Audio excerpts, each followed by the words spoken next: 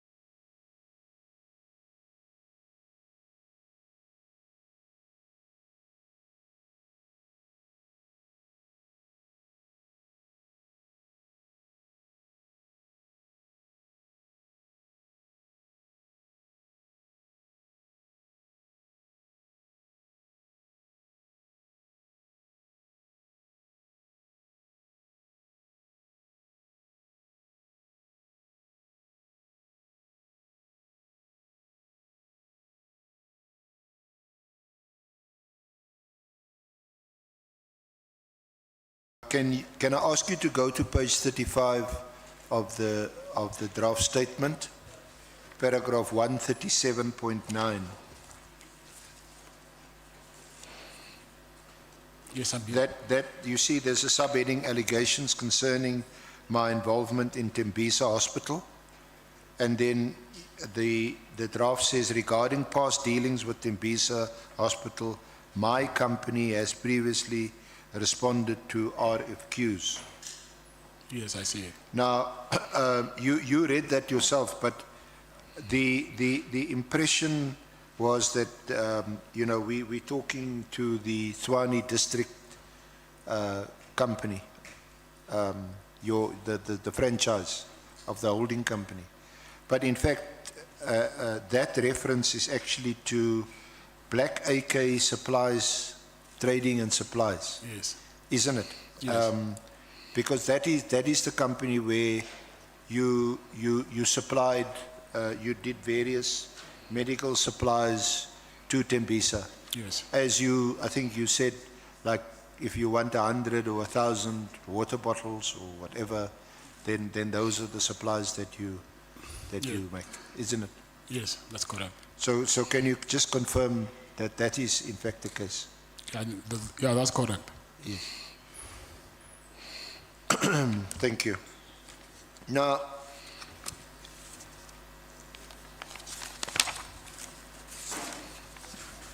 tomorrow I will proceed, or later there'll be some other allegations relating to the health risk contract, which you also deal with in your draft statement. I'm not going to deal with them now. I want to move on to something different. When we started, we referred, you and I, when we started our discussion, with the lease agreement with Public Works for the property where the South African Police Services College is housed. And you leased that property from the Department of Public Works, but you still had not been given vacant occupation. You remember that? Yes, I remember. And it seems as if you still have not been given vacant occupation. That's correct. But the lease is still in place? Yes. Okay. Now, let's take Honorable Nola. Thank you very much, Chair. I would have thought, Chair, that the SC will start with the pending issue where the witness said he needs to actually make a consultation in respect of the Medicare 24 contract. Remember, Chair would have pleaded with him to tell the committee as everything that he knows about the contract, and he would have been concerned that there are things that will be unable to divulge, and we read to him the law that protects him to help this committee execute his task. So he said he's going to consult his legal representatives during lunch, and would have thought that when we come back now, the ST will touch that part, then we pass immediately. I see he's now in Tembisa and stuff. So I wanted to raise that, Chair, just to remind the committee. Thank you.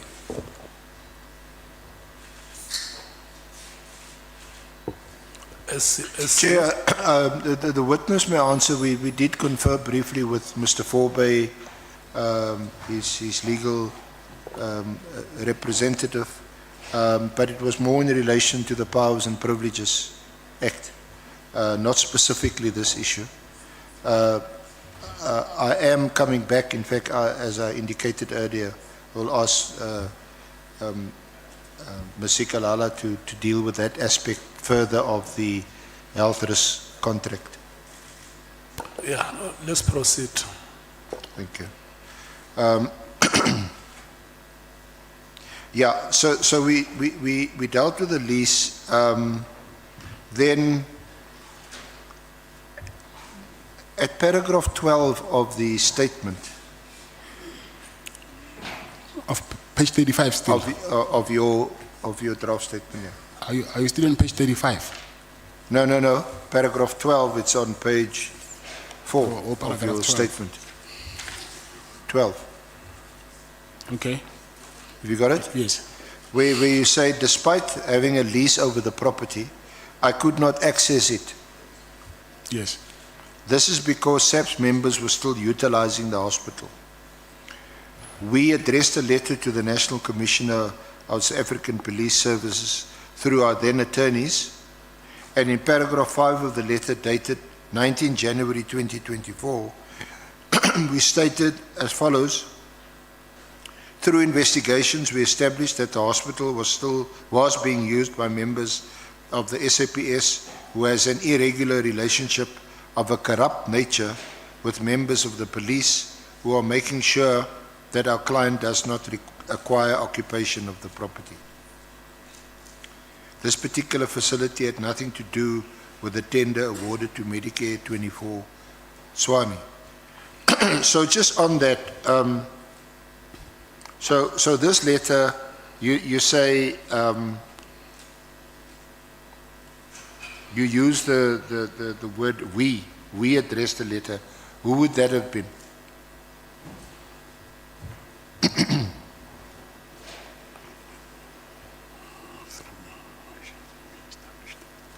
I'm saying we as a company.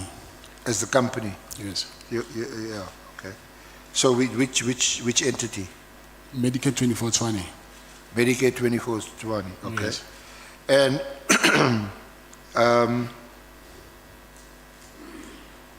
and then you say that through your investigations we established. What investigations are you referring to? Who did these investigations? And what was uncovered? Okay, we uncovered that there is police officials who, firstly when we went there, we found some police officials and we went back to Public Works. And for the second time when we tried to go there again to check whether they're still there, we found that there's doctors who are operating there, and then they do not have a lease with Public Works. So Public Works gave them a notice to vacate the premises, and then that's when I just learned that these doctors might be working with the police officials, senior police officials, to occupy that facility. So that's when I asked if this thing can be investigated, because I was not 100% sure of my assumptions, hence I wanted it to be investigated. And who did you get to do the investigations? I went to the head of National Detectives, General Sibia. To conduct the investigations?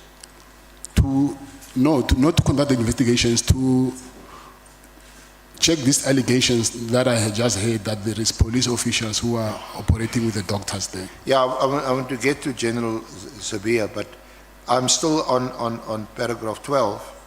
And the contents of the letter that your erstwhile attorneys wrote, where they say that through investigations we established that the hospital was being used by members of SAPS who has an irregular relationship of a corrupt nature with members of the police.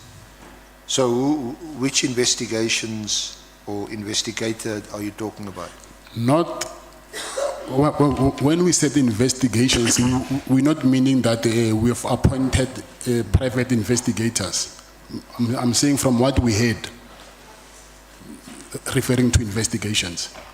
So it's just based on information, yes, that was gathered? Yes. And from there it appeared that the hospital was being used by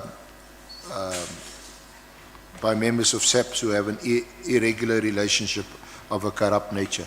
Yes. Were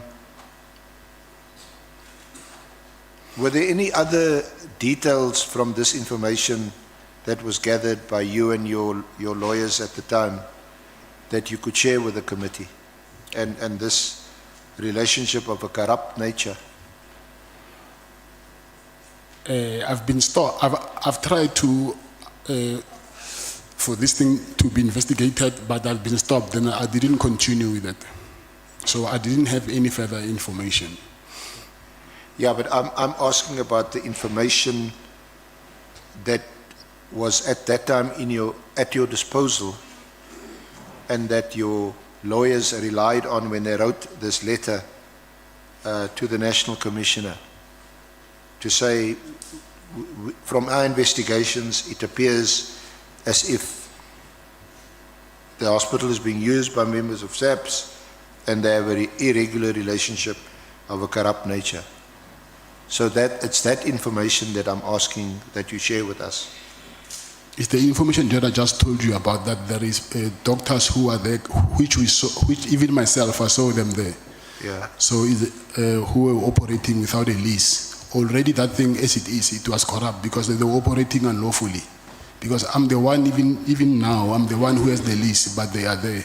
So whoever let them there, obviously, I suspected it was of a corrupt nature. Okay, so that's what you meant? Yes. That these doctors are working there, operating there, without a lawful lease being in place? No lease at all, yeah. And for them to have done so, there must be some corrupt relationship between them and some members in the police. Yeah, it's obviously no one can come to your house and then you don't know who this person is. Someone must have let them in. Okay. So, then you go on to say at paragraph 13, in January 2024, to address the situation, I met with Lieutenant General Sabia, who was then the acting National Commissioner. A meeting was arranged after I obtained his office details online. Which is true? So just elaborate on that statement. Yes, I contacted him to arrange a meeting with him so that I can go there and lay my complaint. Did anyone facilitate that meeting with Lieutenant General Sabia? Because you say you just obtained his office details online. Yes, and then after that, obtaining it online, I sent him in an email. I think we gave you a copy of the email, dated 9 January. No, we would like to have a copy of that email. Yeah, we have. And sorry? it's fine, you'll get it. I thought by now you have it. Yeah. Now, before then, did you know Lieutenant General Sabia? No, that was my first time meeting him. So isn't it a bit unusual for any member of the public to simply go online, send an email to the acting National Commissioner or someone high up like General Sabia and arrange a meeting? Unusual how? Sorry? When you say unusual, how? What do you mean when you say unusual? I said, isn't it unusual for someone to look up the email address of a high-ranking police official, in this case, at the time, the highest-ranking police official who was acting National Commissioner, and then simply arrange a meeting? Yes, that's what I'm asking. When you say unusual, I do not understand what you mean when you say it's unusual. You hadn't met him before? No. You don't know him? No, I didn't know him before. And you send him an email request for a meeting and he is prepared to meet with you? Yes, maybe if you can see the details of my email and then you'll understand why he agreed to meet with us. Can you recall the contents of that email? What more or less? I explained what you just read on paragraph 12. Yeah. And then I went further saying that I will institute legal action if my demands are not met. So the basis on which you sought a meeting with Lieutenant General Sabia was that SAPS were refusing to give you vacant occupation of that hospital. Yes. And you thought that he could help or address the situation? Investigate what was the problem, yes. And you didn't get any assistance from any other party to have this meeting with General Sabia? No.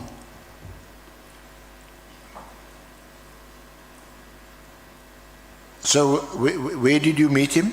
At his office? Yes, Were the two of you alone? with my lawyer. So he met, and he was here on his own? Yes. What was what is his reaction to this? To your meeting with him? He said he will get back to me. Okay. And then you go on to say that you met with him again in February 2024, Yes, that's correct.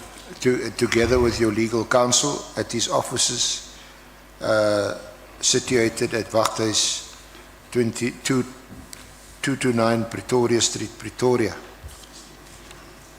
Yes, that's correct.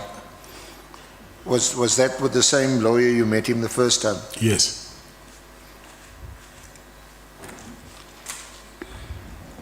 So by the time you met with him the second time in February 2024, was General Sabia still the acting National Commissioner? I don't know about that. When you first met him, how did you know that he was the acting National Commissioner? I did not say that he was the first. He was the acting national commissioner. I said the head of detectives. Yeah.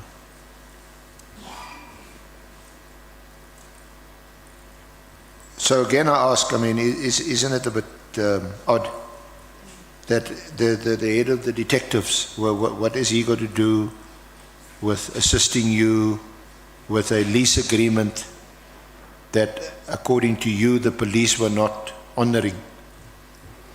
He's the head of detectives. I wanted him to investigate the matter. And second of all, that college is for national police. It's not for provincial or whatever. That's why I went to him as a national detective. So, according to your statement, he then said that he would make his own inquiries and get back to you. Yes, that's correct. How long was the first meeting and how long was the second meeting? It was brief, not more than 30 minutes, I would say. Yeah. And then you go on to say that about 1 or 2 months later,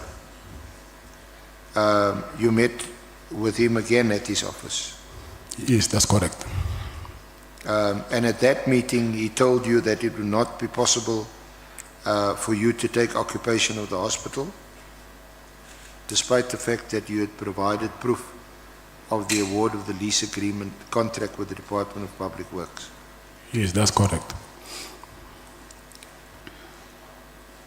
Did he give you any reason why you would not be able to take occupation of the hospital? He said he took this to the national commissioner. And then he said to me, the national commissioner said, the police are using the hospital, and then they're not going to take any instructions from Public Works.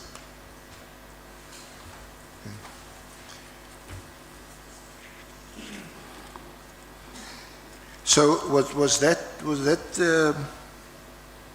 the beginning of a relationship with General Sabia? What relationship?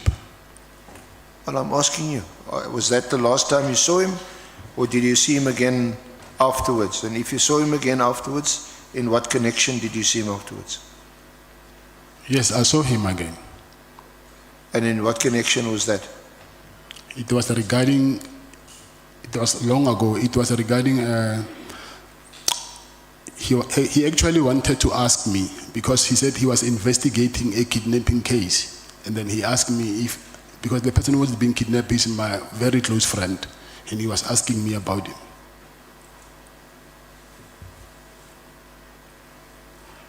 So how many times did you meet him subsequently? 3 times. 3 times. Yes. And what was it about? Was it about the same thing or different thing? You were asking how many times did I meet him? Yes. And I'm saying 3 times. I explained the first 2 times it was regarding the Public Works lease. And the third one, it was regarding the kidnapping case. So you spoke to him about the PKTT case?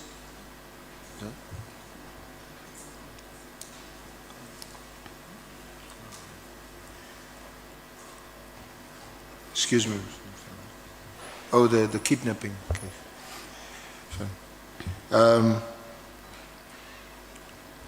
So it's only on those 3 occasions that you met with him? Yes. And the kidnapping case, which case was that about? It's a kidnapping of a friend of mine. Of a friend of yours? Yes. And was that also during 2024? Yes, 2024, yes. And was he able to assist? He was the one asking me questions. I did not need help from him. He's the one who called me and asked me questions about the kidnapping. He called you? Yes. And when was that? I don't recall the date. So after your first 2 meetings, and both those meetings related to the lease agreement, isn't it? Yes. On the third occasion, when you met him, that was after he contacted you about the kidnapping of your friend? The third time. Yes. Yes. Which friend is this? You mean his name? Yes. Jerry. His name is Jerry. Jerry, and his surname? Boshoga. Machoga. B.O. Boshoga.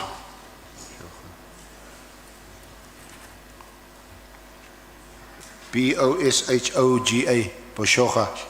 G. Golf. G-E. G-A at the end. Boshoga. And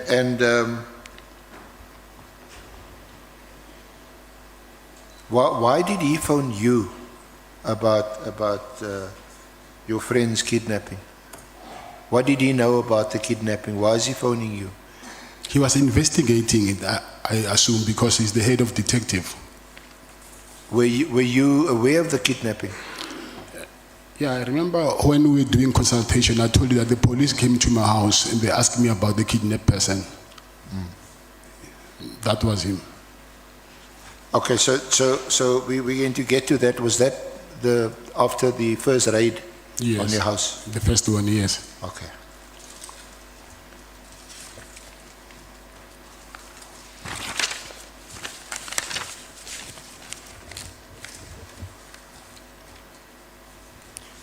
So after he called you about the kidnapping, were there any other calls or any other interaction between you and Sabia, either telephonically, WhatsApp, email? No, nothing. In person? No, nothing. Nothing.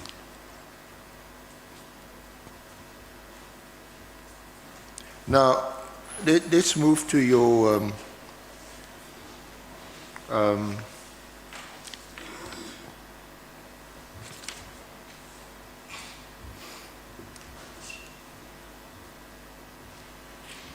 you say that your problems, which we will discuss,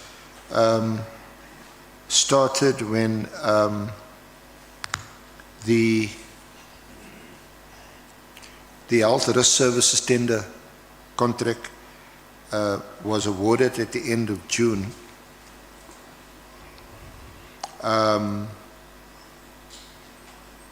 But although the contract was signed in July 2024, and you told us that you signed it in the presence of Captain Cartwright, is that right? Yes, that's right. You didn't get any purchase orders from SAPS for another 2 months. Yes, that's right. So you were prejudiced as a result because now your company was operating in a deficit because you had to pay staff and other overhead costs and other service providers. Yes. So let's discuss the first of these problems that you described. There was a raid on your house. Can you tell us the first raid when that was on the 6th of December? Yes, that's correct. That is the same day on which Molefi's property was also raided, is it? Yes, yeah, that's on a land after, yes. Yeah, you wouldn't have known on the 6th, but you know now that Yes. it happened either simultaneously or the same time. We don't know. But that was on the 6th. Describe to us what happened and where this took place. Was that your home address? Number 12, Plow Plow Street, Waterkloof Ridge. That's your Waterkloof Yes. Ridge Yes. address. Yeah.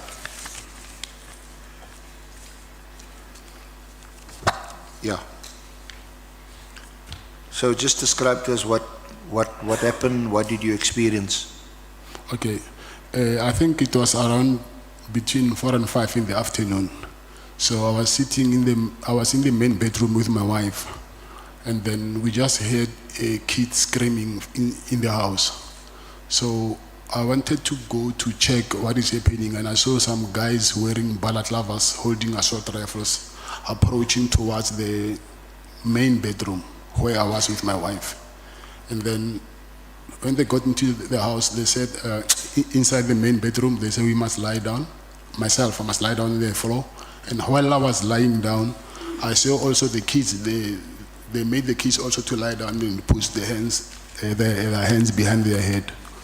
And then they started asking me questions that how many people are in the house, and I explained people who are in the house, and they asked me if they found someone beside the people that I just mentioned. I said no, it's only these people that I know. And then some of them, they were busy searching, I assume, and then they came back and then they said okay. They took my cell phones, and then they took my cell phones, and then they start asking me questions. They're saying to me, where is Jerry? I said, I don't know also, I just heard that he's been kidnapped. And then they said also... Did they tell you that was the reason why they were there? They were searching or looking for Jerry? Yes, they mentioned Jerry, yes. And then after that, they start asking me about police. Who do I know in the police force? And I said to them, I know quite a lot of police because I've got a contract with these people, so I've got most of their contact details because we had to call them to arrange to do medical assessment. And then they said, do you specifically know General Sibia? And then I said, yes, I know him because I met him. And then they said, no, besides what you're telling us, have you met him in your personal capacity? And I said, no, I don't know him in that way. And they also asked me if I know General Khan and Minister Mkhunu. And then actually they took very, very long asking me about these police officials. And then after a while, it was very late, I think. They said, okay, we're taking, at the gate, there is guards there, 2 guards at the gate. So they took their weapons. It's a handgun and 2 handguns and 2 rifles. And they also took my personal firearm, and they took my watches, my cell phones. And then they said, okay, they're going to confiscate my weapons, and they'll also come to my office to confiscate the weapons from my office. I said, what was the reason for that? They're saying the safe that you have is not mounted. So that is the reason that we're taking these firearms. So, okay, I said, it's fine. If you're doing that, give me something to show that you were here and then you confiscated my property. They said, no, the way we are taking your properties, the way we'll bring them back. But I said, okay, you're taking my cell phones, my laptop, my watches, my firearms, and then you're not giving me something to show that I can claim these things. And then they just left me like that. And then the following morning, it was on Saturday, I rushed to the police station because by then I thought those people were criminals because they were wearing balaclavas with civilian clothing. So I went to the police station and then I wanted to open a case. While I was busy giving them a statement, they've realized that these weapons that I'm mentioning, they're actually booked in their, I think, SAP. Okay, just before we get there, just a few related questions. You're still on this raid. Did they identify themselves? I think only one person said he's Colonel Khumalo. Colonel Khumalo. Kenneth? Yes. Or is it Colonel Khumalo? Yes. Colonel Khumalo. Come again? Colonel. Colonel, yes. Is it Colonel or Kenneth? Colonel Khumalo. Yes. Yeah. Okay. Did they show you any warrant, any search warrant? No, there was no warrant. Did you ask them? I whether asked they have them, a warrant? yes. And after questioning you, searching your house, taking your firearms and also taking it out of the safe, how long was this? For how long was this raid? How long did it take I would say place? maybe between 5 to 7 hours.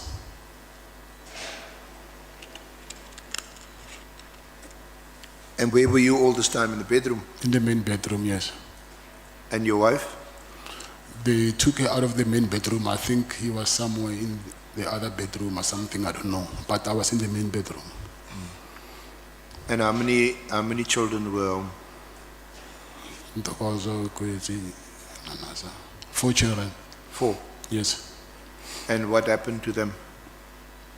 Last time I saw them, they were lying down there and then they closed the door, so I couldn't see what was happening. So I am supposed maybe they took them somewhere else.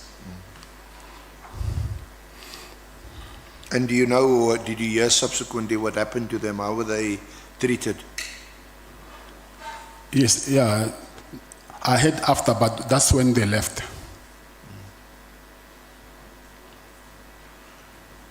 So, what happened to your place then, there in Waterkloof Ridge? Your place is guarded. Yes. How many are those your own personal security? Yes. They also work for you. Yes. So how many guards were there? 2. 2. Yes. How many entrance gates are there? I've got 2 entries. Both in front, or one in the back, one in front? Yeah, the other one in the front, the other one at the back.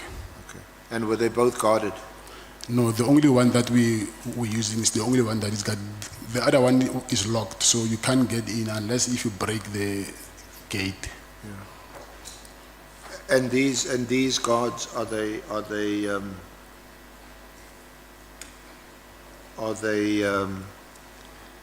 armed? Yes, they were armed. Or were they disarmed? They were disarmed, yes. What happened to were their guns also taken by the police? Yes, they were taken by the police. As I understood you, they came there and they said that they were coming to search for Yes. someone that you had allegedly kidnapped. Yes. Did they find anybody? No, there was no one. Okay. And you say this raid took place, what's it, between 5 and 7 hours? Yes. You must have been quite shaken by this event. Of course. So when they left, What did you do after they left? It was in the very late, the following morning, that's when I said I went to the police station. Okay. And which police station did you go to? It's Brooklyn Police Station. Sorry? Brooklyn Police Station. Brooklyn. Yes. Okay. Let's see. Let's take Honorable Malim. Thanks, Chair. The SC asked that when they were searching the house, they alleged they were looking for a person. I thought the natural question that should follow should be who's that person? Because it can't be just a person and we leave it there. But once you say a person has got a name. So my question would be, which person were they looking for? Yeah, the witness had said the person they were looking for is Jerry. Where is Jerry? Where is Jerry? Maybe he can answer that in full. No, that's correct, yes. Okay. Are you happy, Honorable Member? May we proceed, SC?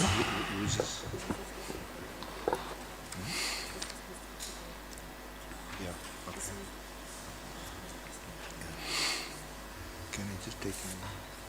Yeah. Thank you, Honourable Chair. Now, we know that subsequently you had also instructed your lawyers to bring an application. That was in December also. This happened, we're talking about the 6th of December, the raid on your house. And then you reported it to the police. But then subsequently, and we'll get there, but I just want to make sure that we get the narration, you know, the whole story, the same as you had it in your affidavit subsequently. Can I ask you to go to page 52 of the annexes? It's at the back. I don't have any annexures. See, it's just over there. Which annex?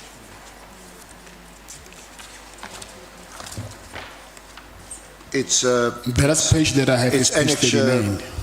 It's item 3 of the bundle, and it's VM3. I don't have any annexures. It's in that bundle there, Mr. Matlala. Will you keep that close to you as we go through your Saying it's statement? Page 35.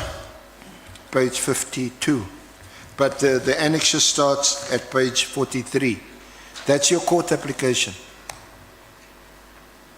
which we know is you subsequently withdrew. But we'll get to that. It's your affidavit.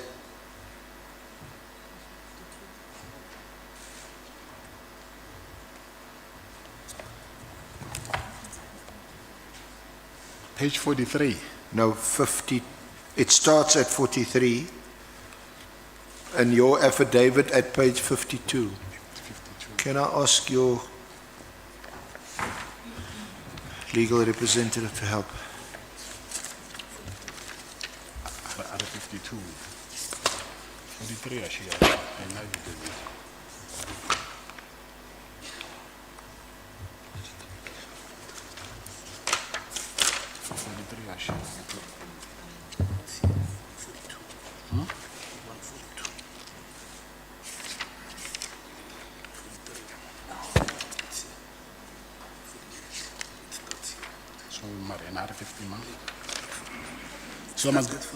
So I must go to 52. Yeah, it starts at 43, that's your court application. And then I'm asking you to go to 52.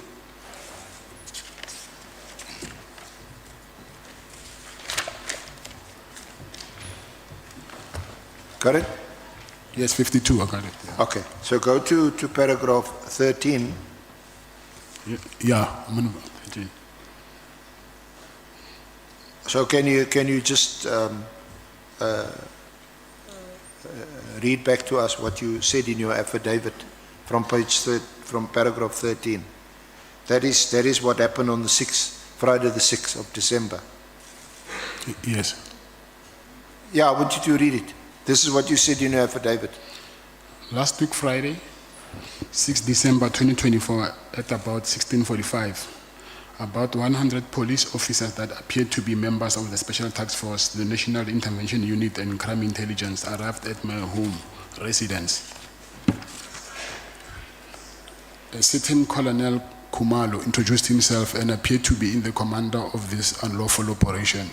Unfortunately, I do not have further information about Colonel Kumalo. Yeah. Do you want to read further? Upon their arrival, they forcefully gained access to my home residence by breaking the main gate to the property. Two of the second applicant security guards were present and at a gunpoint disarmed of their rifles and pistols and restrained. These officers then entered my home and found me in my bedroom on the second floor of the house.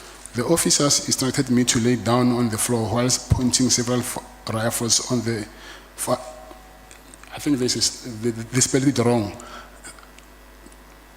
The officers instructed me to lay down on the floor whilst pointing several rifles and other firearms. So I see it does not make sense, but I'll continue.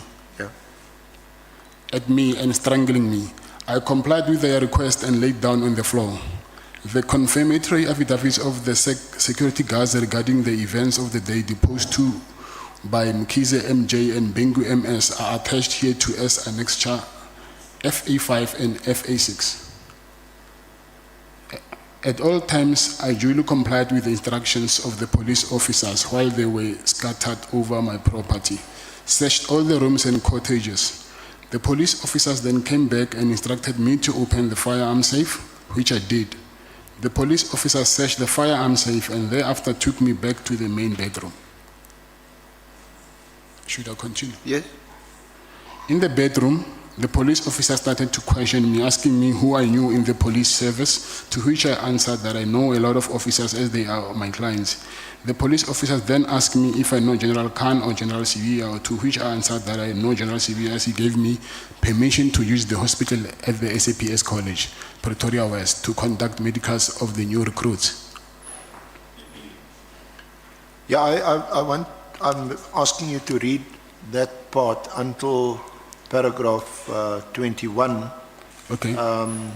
because as you know, there were issues about this draft statement. I want to make sure that you get your version on record.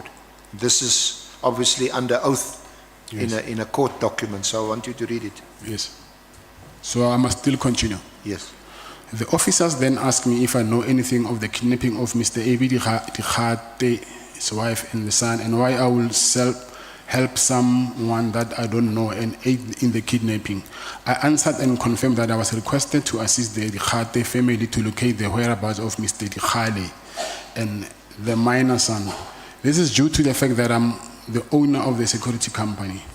Thereafter, the police officers took the following items from my home: a Rolex, a watch, a Cartier ladies watch, 2 Taurus 9mm firearms, an Apple MacBook, 2 times iPhones, and 2 times rifles, and 1 Beretta 9mm firearm. I attached here to proof of purchase of the Rolex watch together with the international warranty card, annexure FA7. As they were leaving my house, I asked the police officers how and when my property will be returned, as the items were not documented or signed for, to which they answered that they will be responsible to bring same back to me. Despite my request, they did not produce a search and seizure warrant. Okay.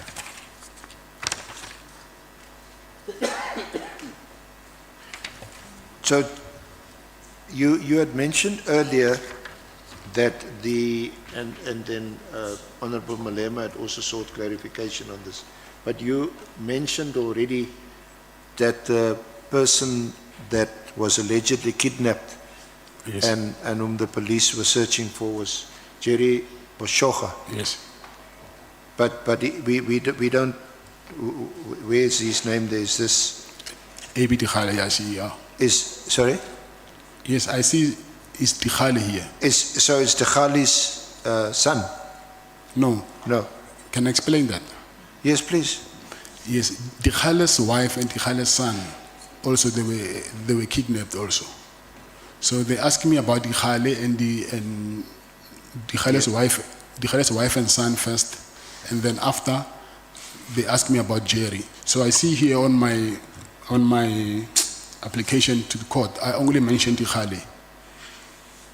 Yeah, but that's why I'm asking. Well, Yes. why is his name not in this paragraph? I don't know, because when I was giving testimony, when I'm giving this statement to my advocate for the High Court application, I guess we must have missed the name of Jerry.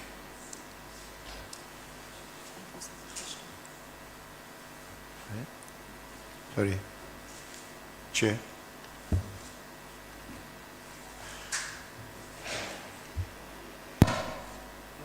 Honorable James. Thank you, Chair. Just for clarification purposes, earlier on the witness stated that he has a lease agreement with Public Works to utilize the hospital. I'm now reading in his statement that he said he needed to get permission. Not he needed, General Sibia gave him permission to use the hospital. Does this mean that General Sibia had ensured that SAPS evacuated the premises and it was now, or did he grant him permission to use? Because rightfully so, that is your property. The lease agreement is in your name. So which is it? Thank you, Chair. Okay. During the raid, it was in December. And then when I told the police that General Sibia granted me permission, you will see on my screenshots that you have from my phone records that when I made this court application, I also told my lawyer that no, you got it wrong. Please fix this thing. I said General Sibia, at that time in December, he was an acting national commissioner. And then because of I was doing medicals for the new recruits of SAPS, so the head of the recruit from SAPS told me that they need me to conduct medicals in SAPS Pretoria. And she said it will be best if you can use the hospital which is inside the college. And she said to me, but we need to get permission from the national commissioner. By then, the acting national commissioner was General Sibia. So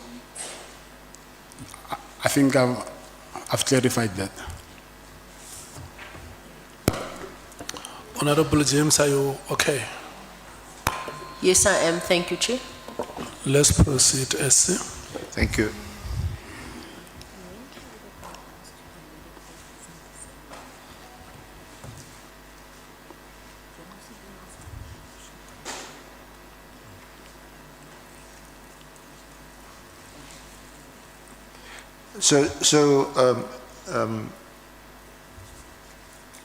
Mr. Matlala, just also to seek further clarification on that question by Honourable James.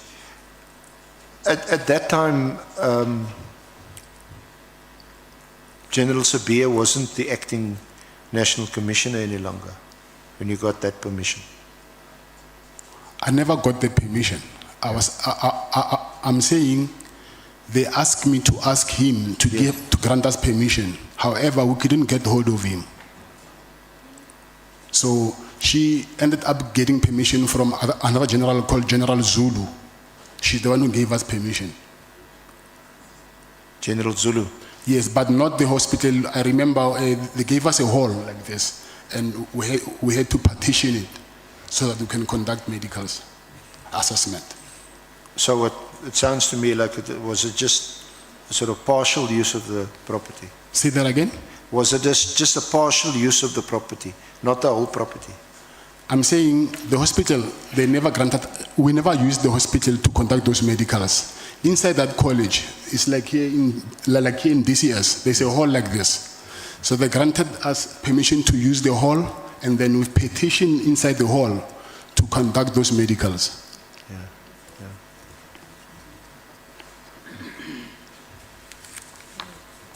It was,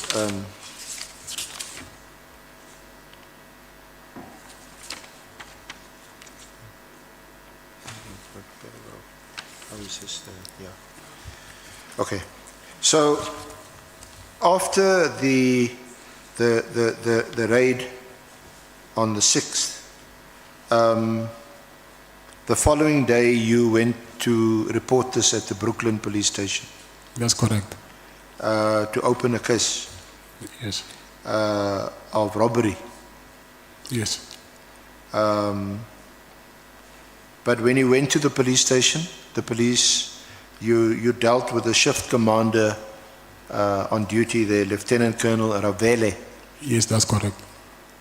and you say he refused to register a case or to open a case, Yes, that's saying, correct. but was the police, he can't open a case against the police. Yes. Yes, that's what he said. Okay. And you left there, frustrated. Yes. Then at paragraph 24, relate to us what's written in paragraph 24. Sorry, before we can proceed, I need to clarify something which I think I didn't earlier with you. I went to my lawyers actually after the first raid, not the second raid. I just realized, I think yesterday when I was with my legal team.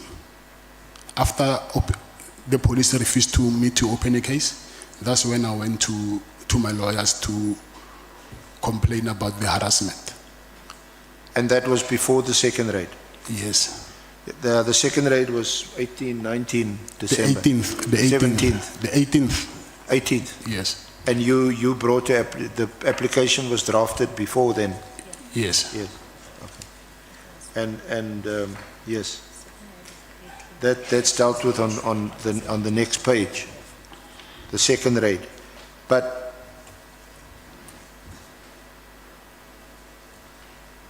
so because during the consultation, you remember we actually asked you about it, and so you also went to your lawyers first. Yes. Yes. Okay. But then you say on paragraph 24, you received a phone call from a gentleman who introduced himself as Brown Mkhwanazi. Yeah, but that was, I think, on the following day after they refused me to open up a case. It's not the first day. Yeah, no, this is after Yes. you've gone to report the case or attempted to report the case. They refused to report the case, and you've also gone to your lawyers. No, my lawyers, I went to my lawyers on the I think the 12th or the 13th, somewhere there. Oh, okay. So let's just get this right. You only went to your lawyers on the 12th. You didn't go immediately after the first raid. You know, the dates, I just remembered now them when they showed me the documents yesterday. Like I'm saying, a lot of things I forget them. Yeah. I'm in solitary confinement. I forgot a lot of things. Yeah. Okay. But are you sure about this that's in paragraph 24? Do you want to read it? Of your statement? Can I read it? Yes. On 9 December 2024. No. Sorry. No, not the affidavit. Put the annexure one side. Go to your statement, the draft statement. Oh, my statement. Yeah, put that side. You say paragraph? Thank you. And go to page 7, paragraph 24.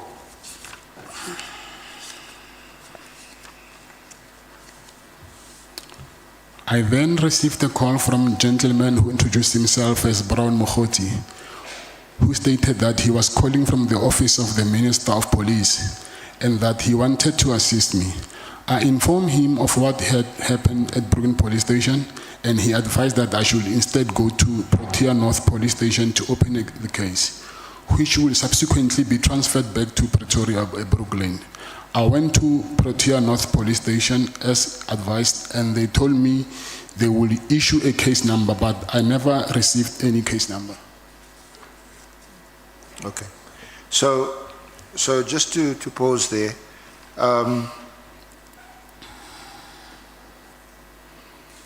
this person you called here in your statement as gentleman that called you and who was Brown Mkhwanazi, did you know him or know of him or know his name before that phone call? I didn't know him before.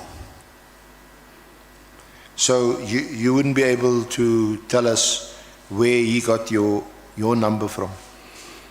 I don't know, because I've been calling a lot of people complaining, so I don't know how he got my number. Okay. Did you complain to anyone in the police after the raid? Some police that you think you may be able to trust? I went to the police station. I wanted to lay a complaint. This a complaint to the police. Yes, but outside of that, you didn't phone General Sabia? I don't have that relationship with General Sibia. So this comes out of the blue to you. This guy that phones, you don't know him at all. I didn't know him He at says all. his name is Brown Mkhwanazi, Yes, I didn't know him at all. and that he was calling from the office of the Minister of Police, Minister Mkhwanazi. Yeah, that's what he said. Okay. Did you not ask him where he got your number from? No, I didn't. I was more interested in that he wanted to offer me his help. But didn't you question him a bit further?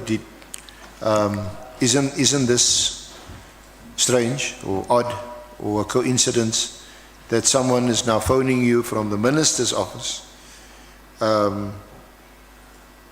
to offer you assistance?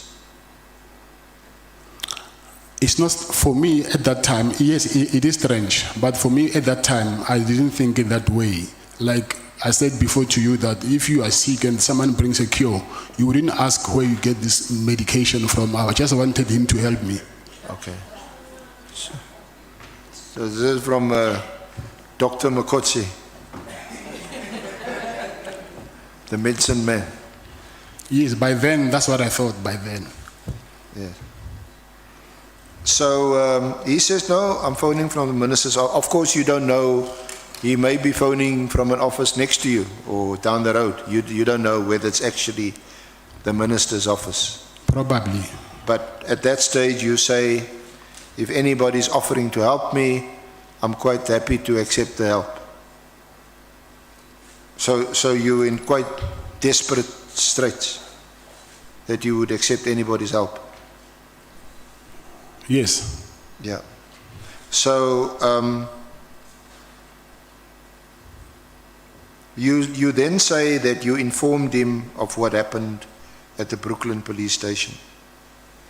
You didn't ask him why he was calling you or what the background was to the call.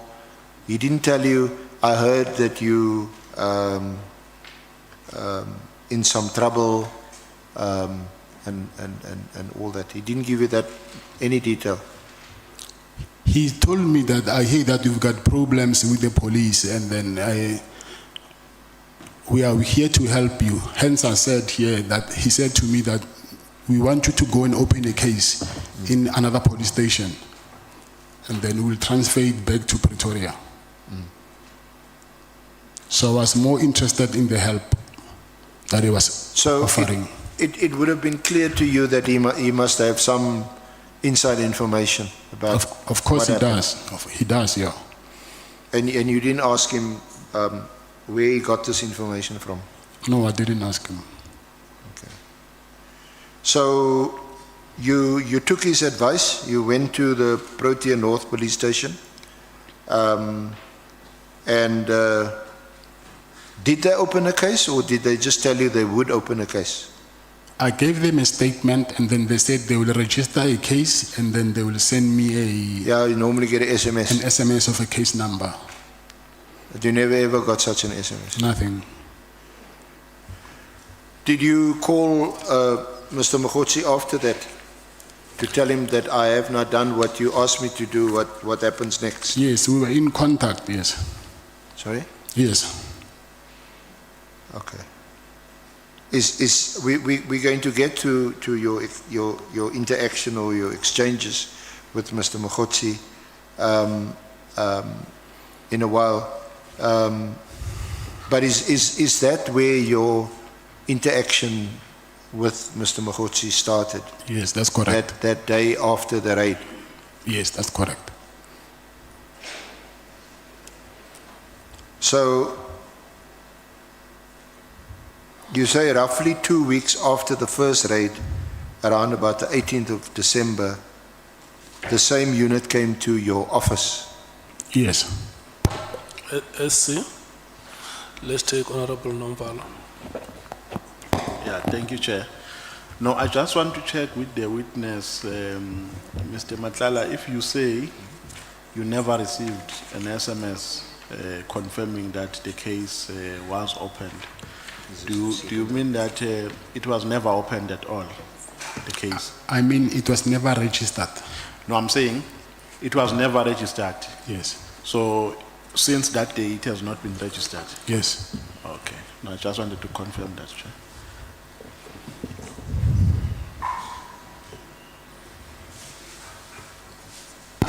Honorable James. Thank you, Chair. I just want to ask also on the same matter, what was the content of your statement of the docket that you tried to basically open?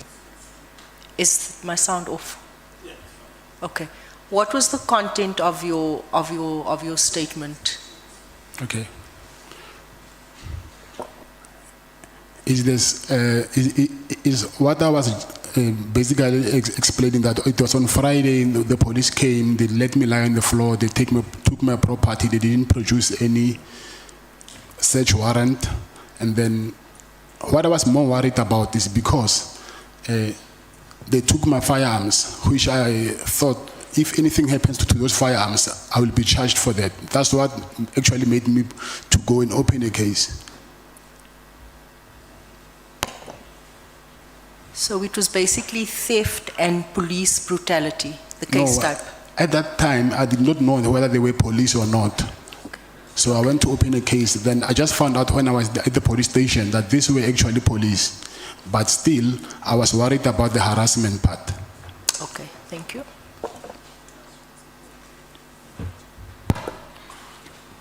Honorable Skosana Jali. So the harassment part was the one which you said even your kids were harassed on the day. Yes. The four of them. Yes. Thank you, Chair. Any further follow-up before we proceed? Okay. Let's proceed, SC. Thank you, Honourable Chair. So, can we move to the second raid on your house? That was... Second raid is what was at the office. Sorry? The second raid was at my office. Yes, the second one is at the office, around about the 18th of December. And you say again, the police, they wore paramilitary clothing and balaclavas. They stated they wanted to inspect the firearms belonging to the security company. And after you complied, they confiscated all your firearms. Did they tell you why they were confiscating your firearms? While they were busy doing the inspections of the firearms, they asked the person who was in charge of the armory, and then they asked him where is the spare key of the safe. And then he said he has one set of keys, and then the other set of key is with his boss, referring me. And then they're saying, according to the law, me as the owner of the company, I'm not supposed to have a spare key of my safe. So I'm supposed to return the key. And by then, I was not at the office, I was in the meeting. So they called me and they said I must bring the spare key of the safe. Then I sent my driver to go and give them the spare keys. So while, he gave them the spare keys, and then I think they took all the firearms, they left, and then the same night, they came back to the house, but I was not at home. So they wanted to arrest me for having a spare key of the safe. So, but when they were busy at home, I was actually on my way home, but they got to the home before me. So I just saw a lot of people wearing this paramilitary clothing inside, because the house, you can see people, even you are from the gate, you can see people from far. So I saw these people wearing like soldiers or something. And then I told the driver to drive back. And then my wife called me, said, the police are here. I said, no, I'm not coming. I'm going back to the office of the lawyers. I'm going to tell them they are back. So when they were there with my wife, they harassed her. She even now, she still has bruises. They thought maybe she was hiding me in the house. And then what worried me more is that they're saying they're looking for a spare key of the safe. They want to arrest me for a spare key of the safe. But I did not think that someone who has a spare key of his own safe, they will call special task force for him. So I thought there is more to this than what meets the eye. Yeah. So I think the following day, I'm not sure, there's a guy from KZN who called me because the following day, that raid was on the media. So there's a guy from KZN who saw that thing on the media, and he called me. He said, I see your problems here. There's a guy in KZN who can help you with your problems. But he said, I must drive to KZN. Then that's when I drove to KZN. And then I met with the former minister, Begigele, at the Beverly Hills Hotel. Okay, just before we get to the Beverly Hills Hotel, who was this guy who phoned you? His name is Bongani Mpongose. Okay. Is he the son of the taxi boss? Yes. In KZN? Yeah. So let us first just round off the second raid on your... Sorry, Chair. Chair. Can I please just 2 minutes? I want to go to the bathroom quick, please. That is allowed.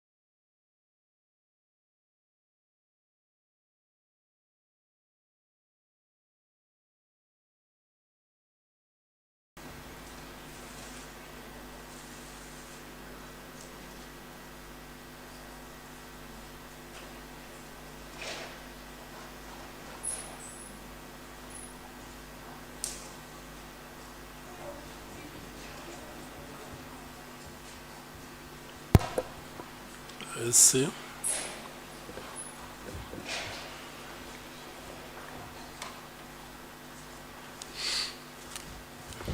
Are we ready? Can we proceed? Yes, I'm ready. Okay. Thank you, Honorable Chair. Honorable members, Mr. Matlala. So, on the 18th of December, did you had gone to the house, but you saw that there was something happening in the house, so you turned back. Yes. Did you go back to the house at all on the 18th? No, I didn't. You didn't.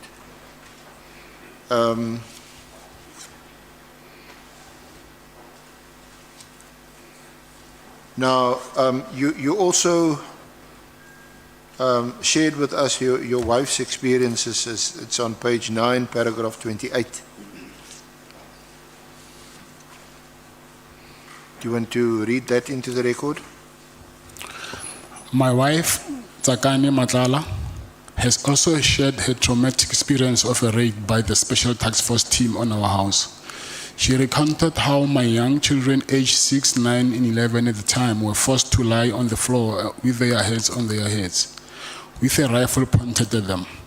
This heartless act has had a profound and lasting psychological impact on our entire family, especially our children. It is inexcusable and demonstrates the extreme lengths to which these individuals were willing to go. Now,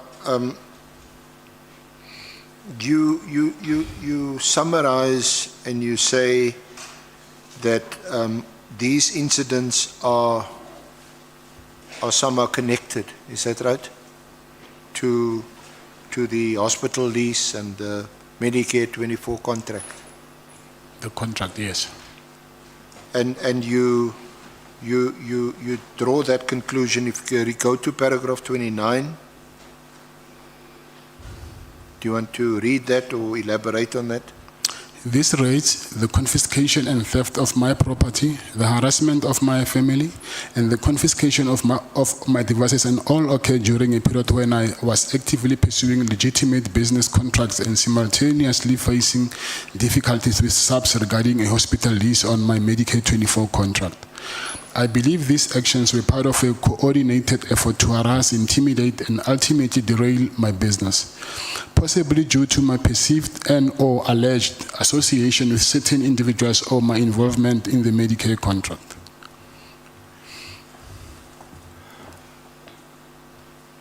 So do you want to elaborate on that? Oh, yes. But I think it will be more clear if I can maybe explain what happened to my meeting in Beverly Hills, so I can go back Okay, do to you this, want to- because I see these things are not in a sequence. So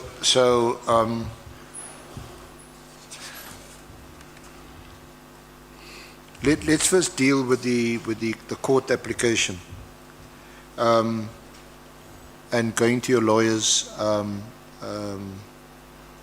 after or in between the first and the second raid. Is that's when you launched the court application? Yes. And that court application, we have referred, Honourable Chair, Honourable Members, we've referred you to it, and that is to essentially interdict, stop the police from harassing you and threatening you and assaulting you, that kind of thing. Yes. And in that affidavit, you read portion of it, you describe what happened and how it happened. Yes. That application was launched. In other words, your lawyers went to court, they had it issued, and they also got a date. Yes. That's correct. And set it down for the matter to be heard. Yes. The matter was never heard. It was set to be heard on the 24th of December. Yeah. But it was withdrawn. I will explain what happened here. Yeah. So,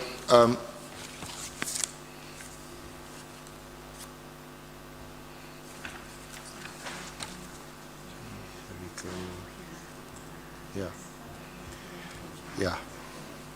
So and we want to get to why that was the case, or certainly why you say the application was then withdrawn. So leading up to then, You referred to a phone call that you received shortly after the raid from, and you mentioned his name, Bongani Mkhwanazi. Yes.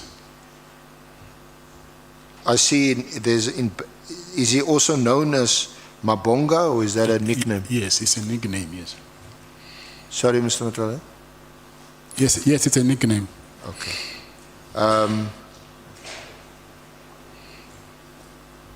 And that was also in December. Was it after the second raid or after the first, or in between? The phone call. The phone call after the second raid. After the second raid. Yes. So that was after the 18th of December. Yes. Do you or did you know Bongani? Yes. Bongozi?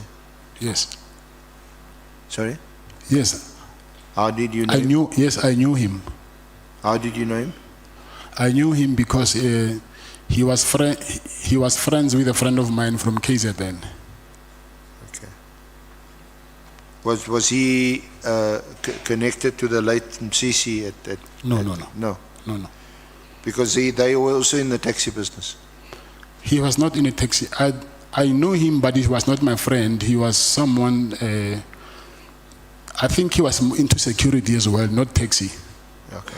And wasn't his father a big taxi His boss? father, not him, yes. Yes. Yes. Yeah. Because that's how former Minister Kele knows him. His Yeah, father was in the taxi business. Okay, yes, that's what I also learned but from Mr. Kele's affidavit, but I didn't know about that before. So he's also phoning you and telling you he's heard what happened. Yes. And he asked you to go to Durban. Yes. Why? He said there is someone that he knows that he thinks he can help me regarding this problem of harassment. Okay. Did he mention a name? Yes. Or did he just... Yes. Whose name did he mention? The former minister, Begitele. So he told you to come to Durban and to meet with former Minister Bheki Cele. Yes. And why would it be necessary for you to meet with former Minister Cele? Because he said he will help me to tell these people to stop harassing me. So you're getting offers from help all over the place? Come again? You're getting offers of help all over the place after the raids? Yeah, I will say so.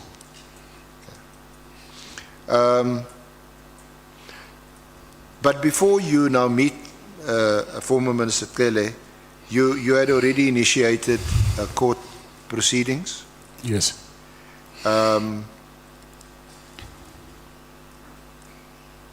So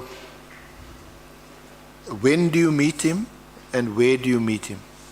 I met him on the 23rd of December. It was in Durban at the Beverly Hills Hotel.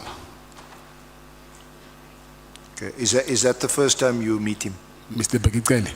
Yeah. Yes. You didn't know him before then, other than being previous Minister of Police? No, I just knew him as being the previous police minister. Yeah. Okay.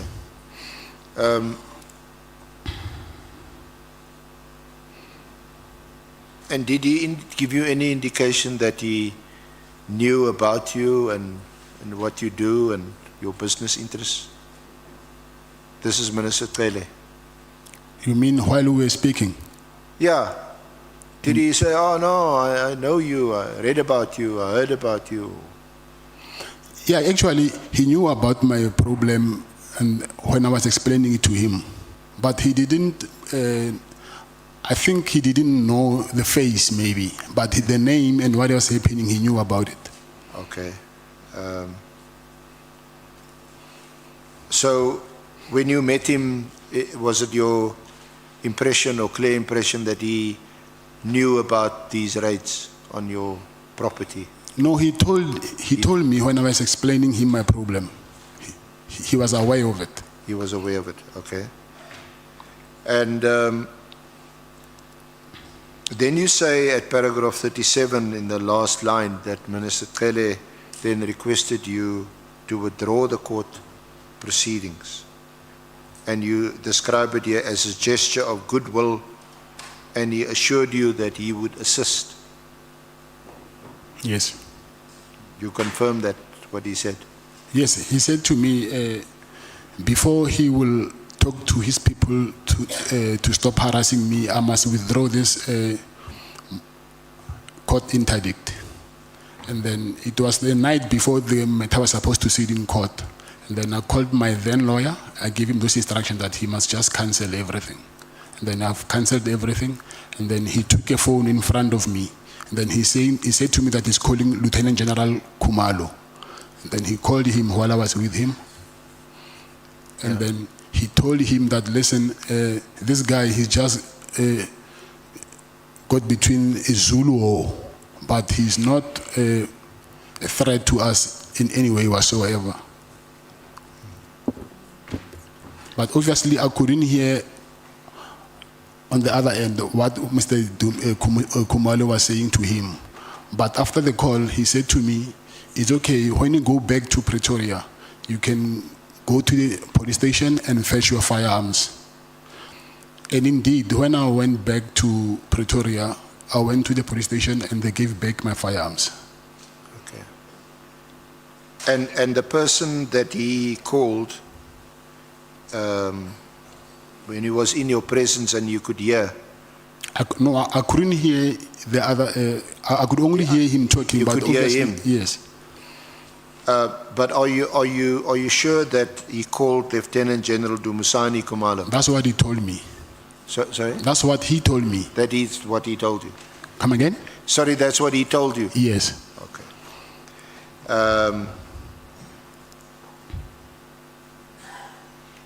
And what happened after the phone call and before the phone call?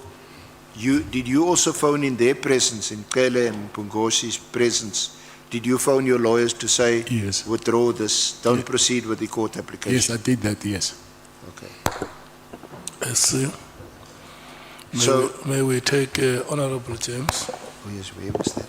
In Zulu. Thank you, Chair.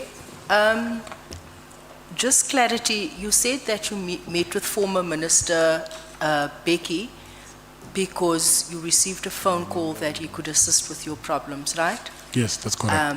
Which spoke to the harassment charges against the police. Mr.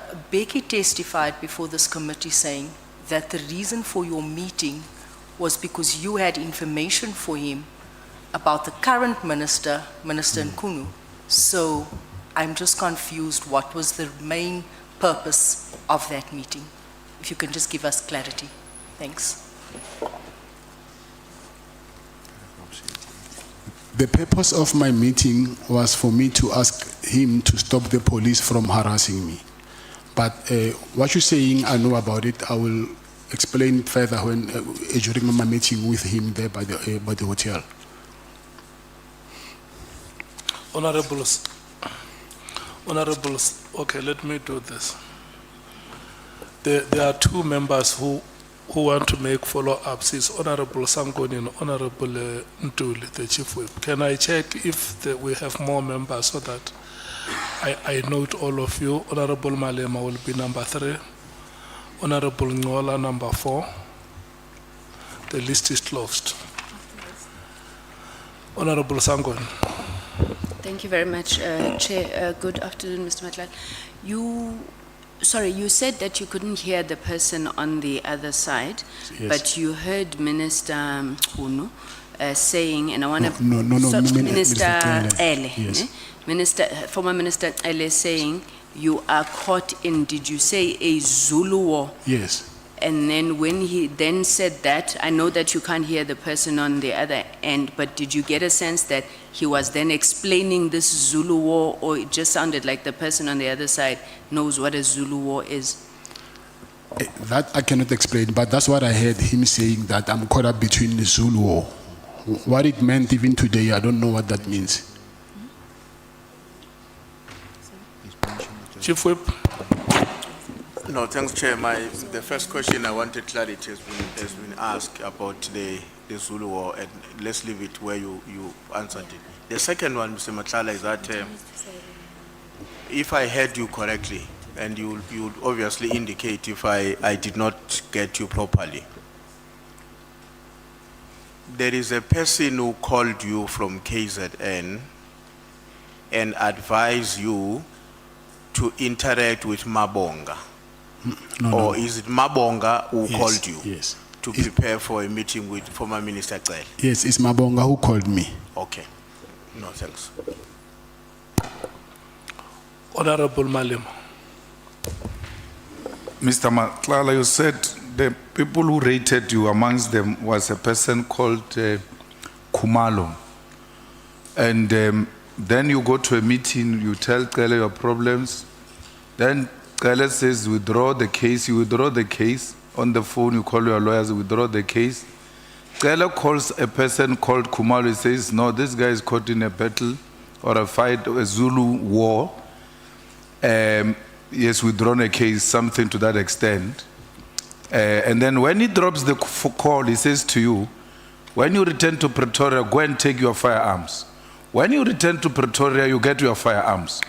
Do you have any reason to doubt that indeed he was talking to Khumalo? Because the person who was at the center of taking your firearms was Khumalo.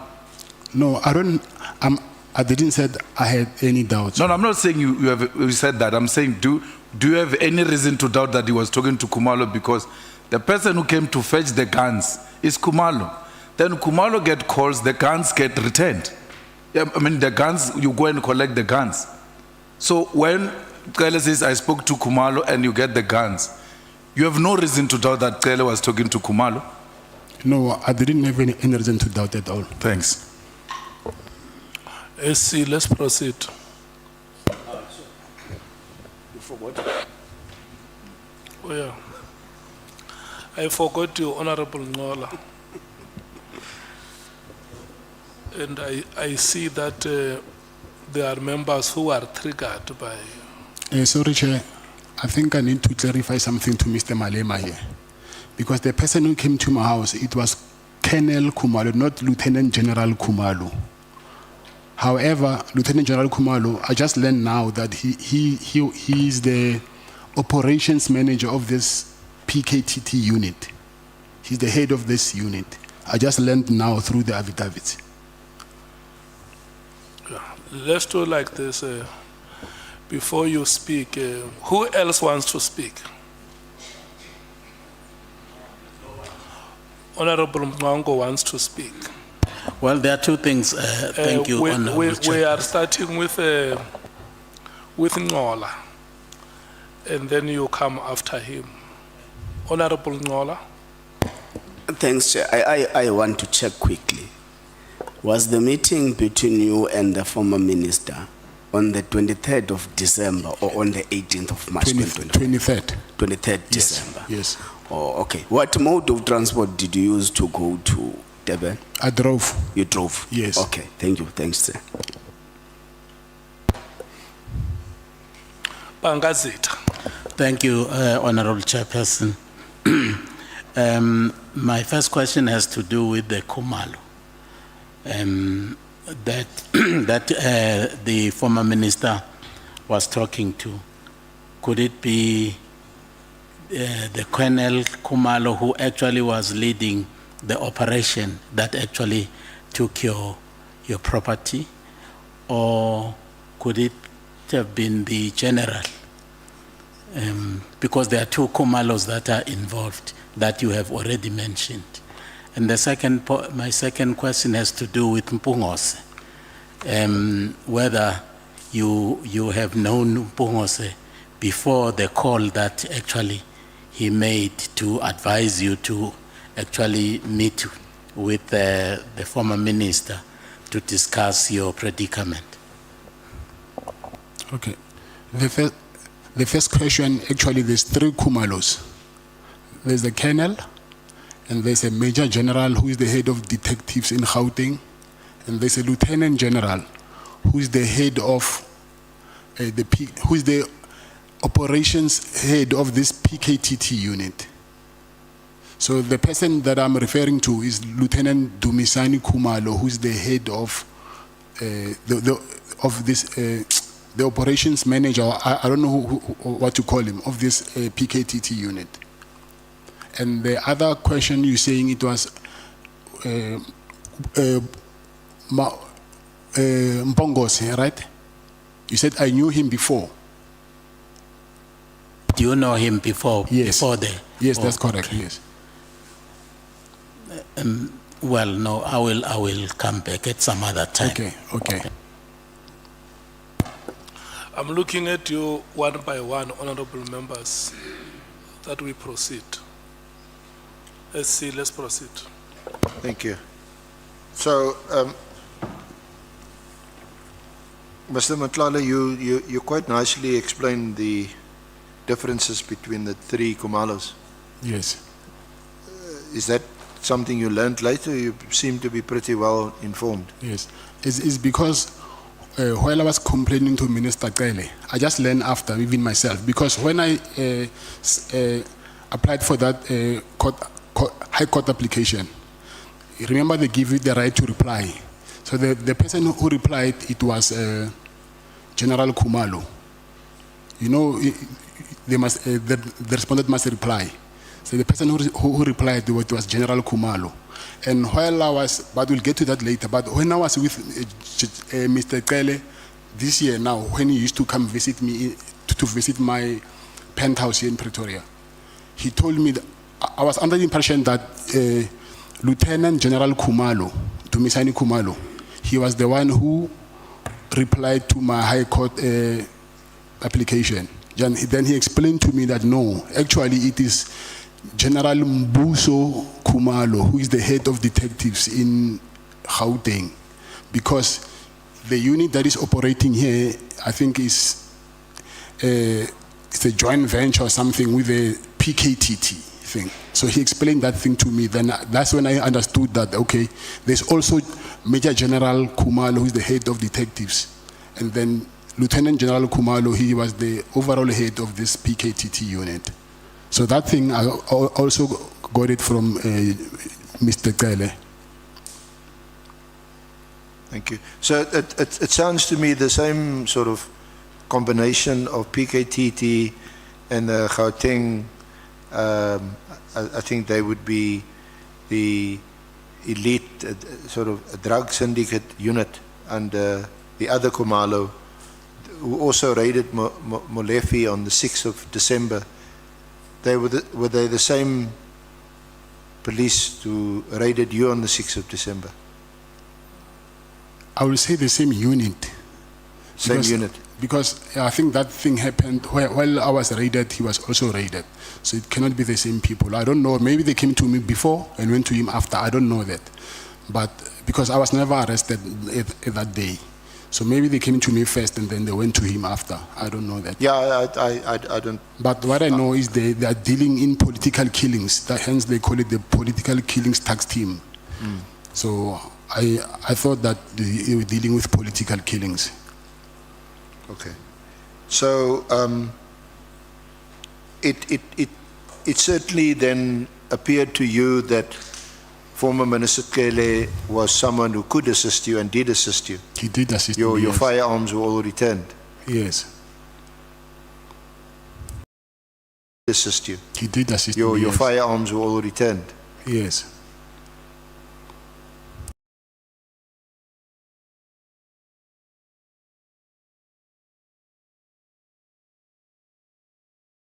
Asked to sign for the release of your firearms. You mean registered when they booked them in? Yeah, in the police station.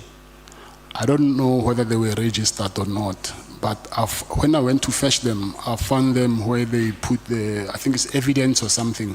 So I went there inside there and then they gave back my firearms. So I don't know whether they were registered or not. That I can't tell, I don't know.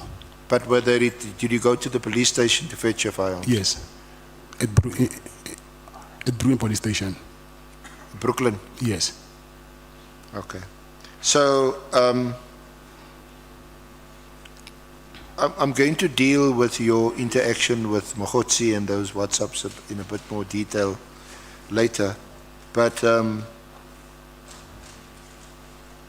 let me just complete the narrative in relation to your relationship or your interaction with former Minister Cele. Yes. So when you, and we deal with it at paragraph, from paragraph 74 onwards in your statement.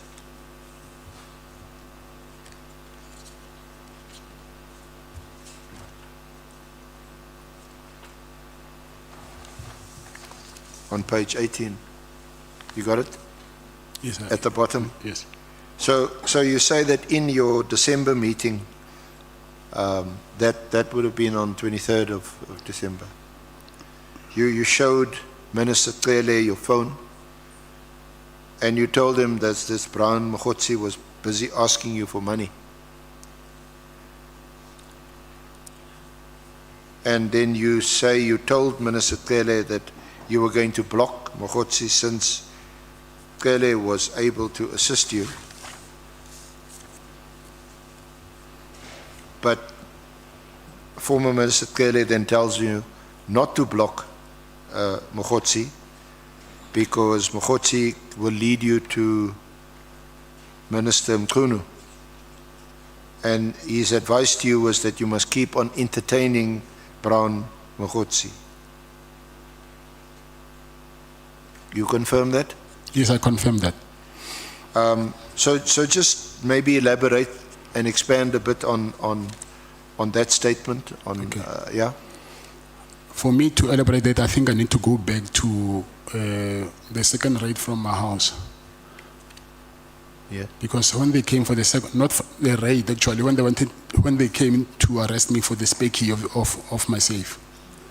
So when they left, I actually called Brown, and then I told him that, listen, these people that are harassing me are here. And he said to me, you know what, I need to bring specialized investigators to come here and then see actually who are these people and then who are they, who did they report to. And then he said to me, but these people are not from Pretoria, so you need to, you'll see on the proof of purchase from my bank statements that I paid him. He said to me, you need to book them accommodation, so send me money so I can book for them accommodation. I said, but you said to me that you're working from the office of the minister, so why must I pay the police to do investigation? So I said to him, okay, can you arrange that I see the minister? Then I tell him that why must I pay for police investigation? And he said, no, the minister now is not available. Do you really need help or not? And then I actually gave him the money. I sent him that money. And then, but there were no people came to the house to do any investigation. And then, I think after 2 or 3 days, he said to me that is almost this January 8th thing that they celebrate every year, and then he needs help that I must. So just just before you go, how much money did you give him? And I don't remember, but like I'm saying, if you can check the name, I gave you, I think, the name of his business account that I paid to, and then it's in my bank statement. So at that time, I think it was 10 or 20,000, but I can't remember. I can't remember. Okay. So sorry, I interrupted you. Please. Yeah, and then yes, I was saying when I met. Can you go back to Beverly Hills so that you can follow up? Can I go back to my interaction with Minister Cele? Yeah.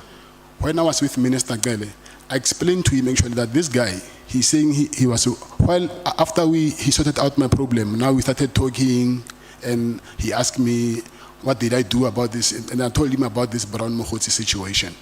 Then I even showed him the chats that he was sending me, and then also him requesting me to give him money and everything. But I said to him, it's okay, since you helped me, I'm going to block this guy.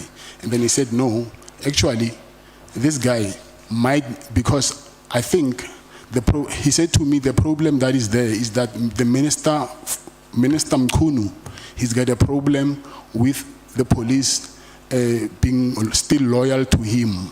And then Minister Mkhudi wanted to remove General Khumalo, Dumisani Khumalo, as the head of intelligence and put his own people.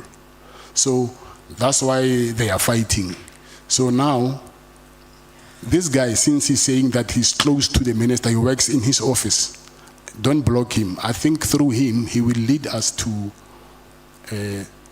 the minister, because he's saying that the minister gave him the directive to do the investigations and everything. He said, I must keep on entertaining him. So, and then I told him that, but listen, this guy, he's asking a lot of money now. He wants me to pay him for this January 8th thing, whatever. And he said to me, please just do it for us, but don't give him more than 200,000. And then if he asks more than that, then you can stop giving him money. But he said, I must continue, keep on entertaining him, tell him what he wants to hear. And he also told me that he will come, because this guy, Bongani, he was also present. So this guy Bongani was also present there. So Bongani told him that, oh, actually, Ndosi, this guy in Pretoria there, he's got a nice penthouse. Because you like to visit Pretoria a lot, when you're that side, he can offer you accommodation. And I said, it's fine, I don't have a problem. When you're at this side, I can offer you accommodation. And then... Sorry, Chair. Chair. The point on January 8th, don't give him more than 200,000. If he asks for more than 200,000, don't pay. Did you ever pay for that January 8th? Yes, I did. How much? I'll say between 150 and 200. I'm not quite sure about it. Did you pay the money to the account given by Mkhwanazi? Yes, there's also proof of payment for that. Okay. Mkhwanazi, is there anybody who wants to speak to this matter? Okay. Honorable Nomvalo, Honorable Skosana, Honorable Sangoni, Honorable Nwango. Yeah, so when you paid this 150,000, was it upon request from Mr. Brown Mkhwanazi? I mean, yeah. So he requested. Yes, but I didn't pay 150 once. It was accommodation, flights. So did he what he wanted the money for? Did he say that, can you give us this assistance for this activity? Yes, he said that. He said for January 8th. Yes. Did he mention who was also to benefit from that amount? Yes, he said the minister. So he was asking the money on behalf of the minister. That is how he requested for it. According to him, yes. According to him. Yes. Him and the minister, or the minister only? Say that again? Him and the minister, according to his request, was it for him and the minister or for the minister only? No, it was, from what I understand, the minister sent him to go and ask for donations there and there. Okay. And then I was one of them. Okay. And then he asked me that money so I can donate for them for this January 8th thing of theirs. So I don't know who was going to benefit there. So you just send the money, you don't know how it was spent and on what? You don't know. You just sent it.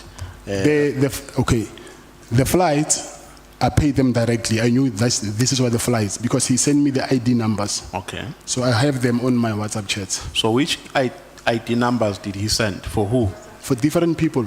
For different I people? think maybe 10 or...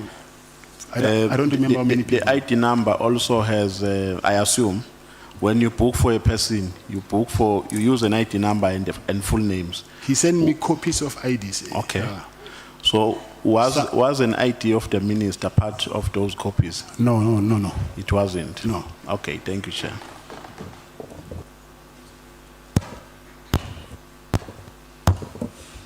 Chair, through you, Chair, I think the witness is aware that if you are aware, Mkhwanazi, that Brown Mkhwanazi, with others, he was one of the fundraisers on CR17. Do you know that? He was what? One of the funders. Funder. Yeah, in other words, he was raising funds for CR17. Oh, I'm not aware of that. Thank you. Now, I believe that, I thought perhaps he was an extortionist, because what you said, that he said he calls you from the office of the minister, am I right? Yes. Like he was working with the minister. Yes. Hey. I would But what is your question, Charlie? No, uyayizwa wena ngeke uyizwe chair because iyahlaba vele. Kodwa ke I'm saying he was extorting money from you. Ngendlela kwenzeke ngakhona, am I right? Yes, no, I agree with you. Thank you, Chair.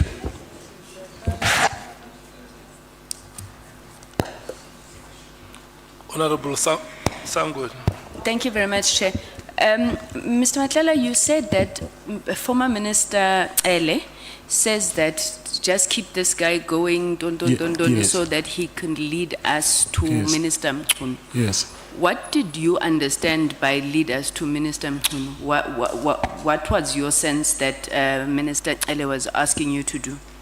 It was not what I was thinking. It was what he told me actually, that he wanted. He said him and his team, meaning General Khumalo and his team, they wanted to arrest Minister Mkhwanazi. So they wanted to find something that they can use against him through me when I'm busy entertaining Mkhwanazi, by even end up risking my money just to make him to be comfortable with me. Honorable Breitenbach. Mazel tov. Thank you. Mr. Matlala, what is January the 8th? I don't know. I know January the 8th is the celebration of the ANC. I think when they, but I have never been there before. I don't know what is happening there. But I know that they celebrate maybe their celebration for how many years the ANC has been in existence or something. And that's what your money was used for? Say that again? And that's what your money was used for? I don't know whether it was used for that or not, but that's what he said, that he wanted to use it for the January 8th thing. Thank you. Bangazit, I will come to you, Mkhalak. Well, thank you. I just wanted to make sure that I understand. Because when the former minister was here before us, he said that the meeting was for the purpose, was actually initiated by you through Umpungos. Yes, I saw it. Because you wanted Minister Cele to actually advise you what to do about what actually had happened. That's one. Two, whilst we were discussing that, there was an issue which you raised with Minister Cele, that you had been approached by a certain person, whom I believe is Mkhwanazi, who had asked you if you could actually fund the campaign of a particular leader of a particular party. Is that an accurate? I said that, you're saying I said so? Are you saying that I said that I must fund a particular? Was that actually said to you? Because that's what the Honorable Minister said to us. Okay. He said you told him that you had been approached by a certain person whom I believe is Mkhwanazi, Yes. to actually fund the campaign activities of a particular leader of a political party. And in this instance, Honorable Minister Cele thought that it was the Minister Mkhwanazi. Now, you say you actually made a donation, and some of the witnesses that had appeared before us had actually said that the donation was meant to finance the cost of Mr. Mkhwanazi's associates who actually were attending the January 8 statement in Cape Town. Yes. That money was used for transport, accommodation, even for was it a gala dinner? And apparently Mkhwanazi did not pay for that, and General Sbiya ended up paying because he was present. Okay. First of all, it's good because we have the ID numbers of the people who went there, because they are in my phone. He sent me the list of the people who were supposed to go there, because I booked flights for them through my office. So those people, I think at later we can confirm whether they are Mr. Mkhwanazi's associates or not. That I don't know. I just booked flights. They did not know, is this person close to Mr. Mkhwanazi or not. And then anyway, Mr. Mkhwanazi, he never said that the money is for funding the presidential campaign of Mr. Mkhwanazi. That's what Mr. Kele told me, that this one wants to be a president. He thinks he can be president of the country. And then because they assumed that Minister Mkhwanazi, but by then he was not even a minister. Because Mr. Kele asked me that, how did you get this contract? By then, it was him who was the minister, not Minister Mkhwanazi. And then he assumed that between him and General Sbiya, because of the saying, I'm close to Sbiya also, they might have participated for me to get this healthcare contract. So they assumed that the money from the healthcare contract was supposed to fund his presidential campaign. Oh, okay. Honorable Malim.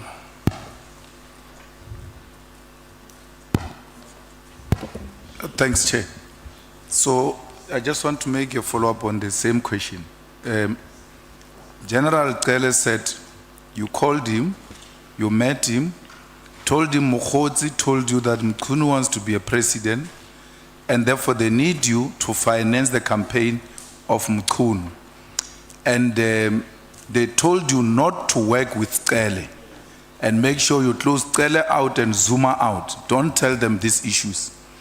And from there, you need to keep on giving him information, because when we asked him, why do you keep Matlala close to you? He said, no, I kept him close because he was bringing information from Mkhwanazi to my side. So I can't let him go because he's giving me information. He said that under oath. And now you are saying he's the one who came with the information, the opposite of what he told us. So effectively, I'm asking you, Mr. Matlala, did former Minister Kele lie under oath about those issues in relation to your name? Yes, he lied under oath. Thank you. If he was asking, he was seeking information, why would he even ask me to ask my protectors to take him and his wife to a wedding somewhere in Lanseria? So that there was no way from me sending my protectors to drive him to a wedding.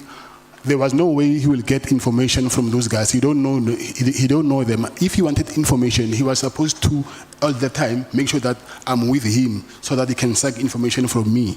But it was for his own benefit. I even gave him even money. If you are here to suck information, that money, declare it somewhere that, okay, this guy gave me this money. And then, but since we know that for him, we want information, I had to ask money from him. I don't think he even declared that money. I gave him money twice. Yeah. How much did you give him, the first one and the second one? I gave him 300,000, and then on the second occasion, I gave him 200,000. Okay. Honorable members, no, I want us to do this. The if you can lower your hand, Honorable Nombalo, I recognize it. You can see that the witness has a lot of information that he wants to share with the committee. And I'm going to suggest that we take one item at a time. The witness has mentioned the meeting that happened with General Cele at Beverly Hills. The witness has mentioned the matter of Mr. Brown Mkhwanazi, and the witness has also mentioned the statement that General Khumalo was about to be removed. Yes. And fourthly, the information about presidential ambitions. Fifthly, about payments that were made for bookings, including those ID copies. And now, lastly, that there is money which has been given, 300,000 rand and 200,000 rand. So these issues must not go away so that we do not scupper the work of the legal counsel. What he was saying before, he said, Matlala, we now want to move to Brown Mkhwanazi, but let me conclude your engagements with with General Cele. That's what you wanted to do. So we're going back to that point where you must conclude with conclude the engagement with General Cele, and then we take these issues one, so that we don't confuse the witness, because if we ask him, every time you ask him a question, he responds and he gives more. So, wawana khomo a ishishija wawana gore o tsara packet so wa bia ino tswa masi. So let me take your hand, Honorable Nombalo. Yeah, no, thanks, Chair. Okay, later. Honorable Nombalo. Yeah, no, thanks, Chair. Ragama khomo ya Matlala. It's a follow-up, Chair, on the last response that the witness has given. I just wanted to check, how was this money given? Was it cash or it was transferred to the minister, to Minister Cele? It was cash. It was cash? Yes. Both of it was cash? Yes. Okay, thank you. Honorable Skosana. My follow-up question will be, if I heard you very well, you said that you send your bodyguard, there was a wedding somewhere else, we send your bodyguards, am I right? Yes. Yes. Yeah. Now, I know you haven't mentioned this, but was it the day when he slept at your penthouse? No. Or it was just on your normal conversation with him? Yeah, that day they fetched him in Senten Hotel. Thank you, Chair. Honorable Cameron. Thank you, Chair. Just a question for clarity. Was there anyone else present when you paid the money to Becky Cele? Okay, yeah. The first time it was when Bongani was present, but he's no longer alive. Yes, and the second one, I was with my protectors, but I don't know whether, because I wouldn't tell them what I'm doing. So I don't know whether they've realized when I went to the car and took out the bag and put it in his car. And then just one last one. Was there any other time that your protectors transported former Minister Cele and or his wife? Yes, they took him to a wedding in Malda's Drift, some place called Malda's Drift. Okay, thank you. Thanks, Chair. Okay. I want to note hands. Honorable Ngola, Honorable Chief Whip, Honorable Sokanyile, Honorable Shongwe, Honorable Matthews, Honorable James, Honorable Mwango. Thank you very much. Chair. No, Mina, I just want to know the delivery venues in both the installments. The first installment, the second installment. And did it happen at the Bevel Board? It looks like it's one of the most important meetings you had. Was there delivery there? When was the other delivery and stuff? Just that from me, Chair. Thank you very much. Okay, the first payment was here in Pretoria in my at my penthouse, and the second payment was at Beverly Hills, but not on that day when I first met him. It was this year. I think I met him a couple of times after the first meeting, so I don't remember. Maybe it was around March, but I'm not sure of the date.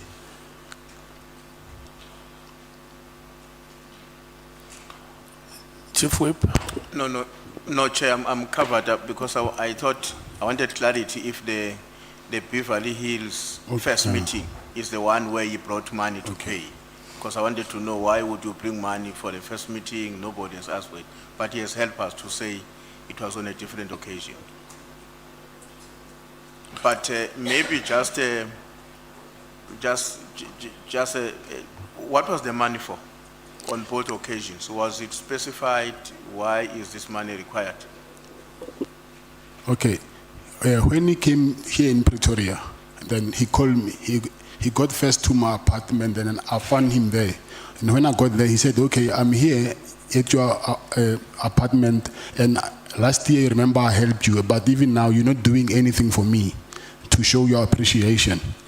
And then that's when I made the. I'm here at your apartment, and last year, remember, I helped you, but even now, you're not doing anything for me to show your appreciation. And then that's when I made the. And then that's when I gave him the first 300,000. So even the second payment, it was because of the same reason. But when I going on, I'll explain further because of actually there was more. But as I go with the SC, then I will explain further that he actually wanted more.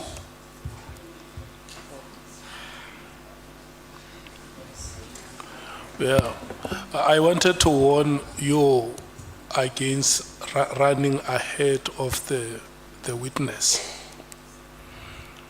But if you insist on asking questions, I can't stop you. Yeah.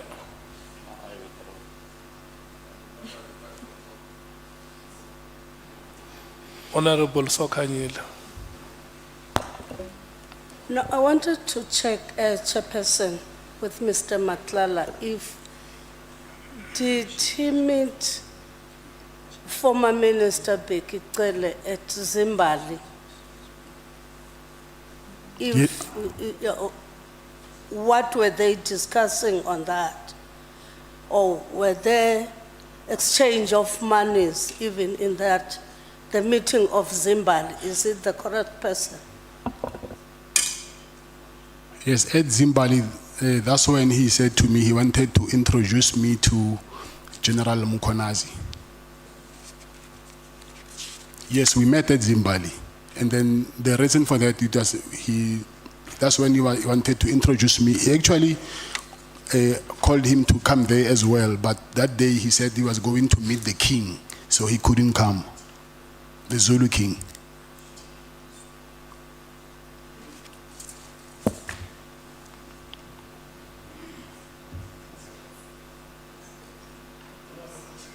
Shongwe. Baba Mkhwanazi, you nami ngithi Mkhwanazi nangu mama weDA ongifake kulento lo mama weDA ongifake Baba Matlala, I need to ask something la. Actually, there's something you said emuva when you said the reason you are here is because you were failed by either a state or somebody. Is there maybe a chance you saying this to get back at Ubaba Cele? Is he the one maybe okufeyilile so that you angazi ngikubekela kahle? Do you understand? No, I don't understand. Okay. When you say the reason you are here is because the state failed you or somebody failed you, do you mean you said something Ubaba Bucele asking for protection? Is he the one who failed you? And my second question would be, how many times have you met Ubaba Bucele? And in those many times you've met him, kayile something yokchawa, or it was only these 2 times? Okay, for me to answer that question, it means that now I have to go further, and then, but we'll need to go back again because of I will leave other things behind. But let me just answer this for you. For me to say that I've been, he failed me, because the last time when I stopped calling his calls, taking his calls, I remember it was the day when there was a big soccer match between Sundown Pirates and Kaizer Chiefs in KZN. He called me, said I must come there. His wife and his car, he's got problems with his wife's car and his car, so he really needed money. And I drove to Durban. And when I got there to Durban, I just decided that this thing will never stop of this guy always asking me money. And then something said to me, hey, let me just stop taking these guys' calls. If you can check on that day, I received more than 20 missed calls from him. I just decided stop taking his calls. It was on Friday. And then the next week, Wednesday, that's when I got arrested. So, but I think you'll understand more when we go back again to what led me to that arrest. Okay, so you've met him more than 2 times, that's what you are saying? Yes. And all this time you've met him, bomb guy or something? No, I only gave him money twice. Twice? Yeah. Okay, no sharp. Yeah. Honorable Cameron. Thank you, Chair. Just in terms of when you gave the money to Bekele, in the same time period, were there any other senior officials or senior police members that you also gave money? No, it was only him. Only him.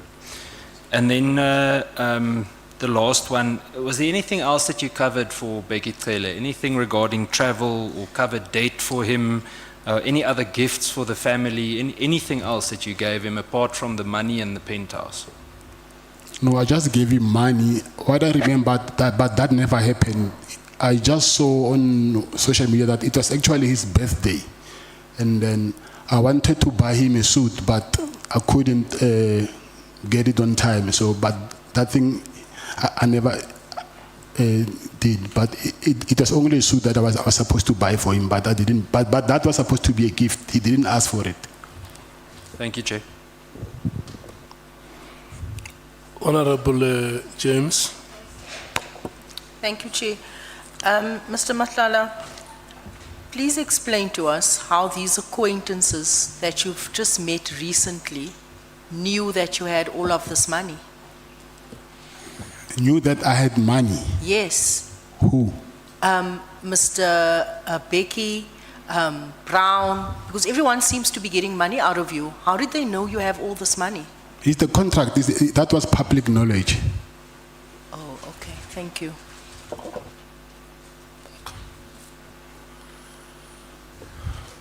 Can I check if there are members who still want to speak? I'm worried that we are running ahead of the witness.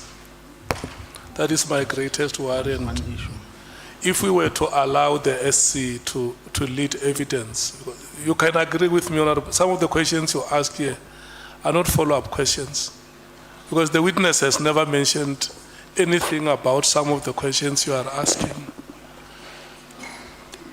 Honorable Matthias. Mine's definitely follow-up, Chair. Do you have or have you submitted receipts? Because you said you withdrew money from the bank for the 2 payments that you had to give to Becky Cele. Because we're going to end up coming down to, I didn't get the money, you gave him the money. So we need to have some type of proof. So would your bank receipts or with your withdrawals sort of align with that, and is that available for the committee that will speak to the dates?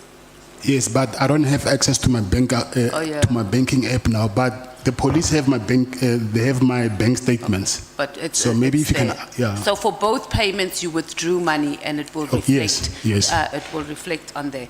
And then, Chair, we mustn't lose it because we were busy on the issue of the apartment. And I'm scared that senior counsel, that we don't miss that. Mr. Matlala was talking about the issue of being at the apartment with Becky Tele and then we lost interruption or we were interrupted. Thank you, Chair. I'm coming. Do you still remember where we were? So that I can refresh you. Yeah, I didn't think it's just that, under the guise of questions of clarifications, if we can stick to a structure, then we can get done sooner. These issues are all dealt with in the affidavit, and I was getting there.